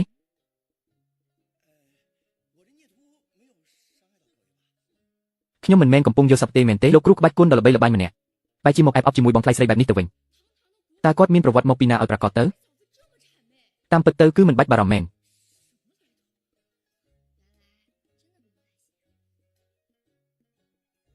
តាចាស់ឆេនអ្នកចង់ជួយគាត់vìខ្ញុំមែនទេលោកគ្រូទោះបីជាខ្ញុំមានថ្លើមធំប៉ុណ្ណាក៏ខ្ញុំមិនហ៊ានដែរអ្នកគឺឆេងហេងនេះតើឆេងហេងនេះជាអ្នកណាឲ្យប្រកាសទៅបើខ្ញុំដឹងថាគាត់មានបង្អែកបែបនេះឲ្យខ្ញុំស្លាប់ក៏ខ្ញុំមិនហ៊ានតាំងជាមួយគាត់ដែរបិទមាត់ហើយរមៀលខ្លួនមកទីនេះភ្លាមខ្ញុំមិនខ្វល់ថាអ្នកមានថ្លើមធំប៉ុណ្ណាទេឬក៏អ្នកឈួតទៅហើយឡៅហ៊ីវឥឡូវនេះអ្នកត្រូវធ្វើរឿងមួយប្រញាប់សុំទោសលោកគ្រូភ្លាមបើមិនអញ្ចឹងទេខ្ញុំនឹងឲ្យគ្រូរបស់អ្នករងគ្រោះដែរមិនមែនទេបាទលោកគ្រូដកពងខ្ពស់គឺមកពីភ្នែកខ្ញុំស្រវាំងសតិវង្វេងមិនគួរមិនគោរពចំពោះអ្នកសោះហើយក៏មិនគួរតាំងជាមួយគ្រូសាឆៃដែរខ្ញុំសូមអភ័យទោសចំពោះអ្នករាល់គ្នាសូមជួយខ្ញុំផងឥឡូវនេះទើបដឹងខ្លួនថាខុសវាហួសពេលហើយ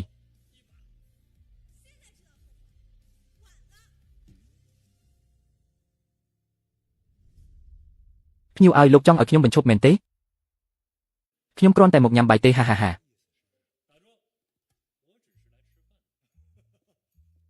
លោកគ្រូបងប្រុសអ្នកមានចិត្តបុណ្យខ្ពស់ណាស់លើកលែងទោសឲ្យខ្ញុំម្ដងទៅពួកយើងទាំងពីរប្រយុទ្ធគ្នាពេញមួយជីវិតហើយសុទ្ធតែមានមនោសញ្ចេតនាឲ្យគ្នាហើយមែនទេលើកលែងទោសឲ្យអ្នកបានប៉ុន្តែអ្នកត្រូវយកទ្រព្យសម្បត្តិនៅក្រៅប្រទេសទាំងអស់របស់អ្នកលក់វាចោលឲ្យអស់រួចយកប្រាក់ទាំងអស់នោះទៅបរិច្ចាគក្នុងកិច្ចការសប្បុរសធម៌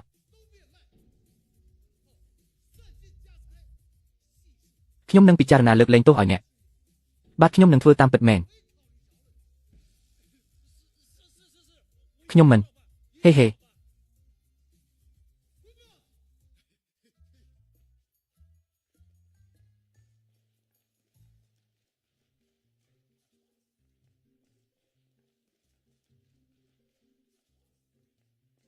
ឥឡូវនេះអាចញ៉ាំបាយបានហើយមែនទេ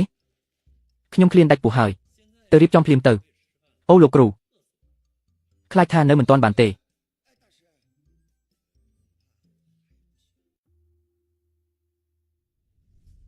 ហេតុអ្វីទៅគឺបែបនេះពេលខ្ញុំចេញក្រៅថ្ងៃនេះបានជួបនឹងលោកតាម្នាក់ដែលជាអ្នកប្រមាញ់ គាត់ថាគាត់គឺជាគ្រូរបស់អ្នកហើយឲ្យខ្ញុំយកសម្បត្តិនេះមកប្រគល់ឲ្យអ្នកគ្រូរបស់ខ្ញុំឲ្យគាត់មែនទេចុះហេតុអ្វីគាត់មិនមកដោយផ្ទាល់ឬក៏ប្រើមុនសិលតាក់ទងមកខ្ញុំរឿងនេះគាត់មិនបានផ្ដាំផ្ញើអីផងក្រោកឡើង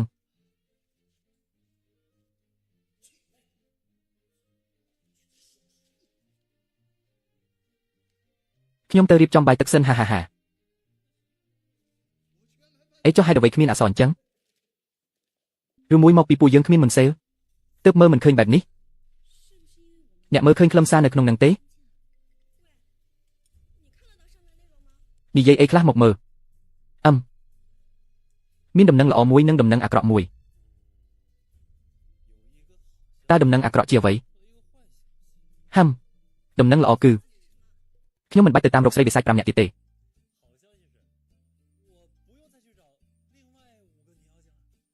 ចំណែកដំណឹងអាក្រក់គឺចាប់ពីថ្ងៃនេះទៅខ្ញុំនឹងបាត់បង់មុនសិលជារៀងរហូត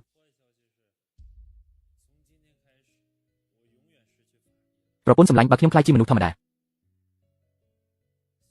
តើអ្នកនៅតែព្រមធ្វើជាប្រពន្ធរបស់ខ្ញុំទៀតទេប្រកាសណាស់ខ្ញុំនៅតែព្រមហេប្រពន្ធសម្លាញ់អ្នកល្អណាស់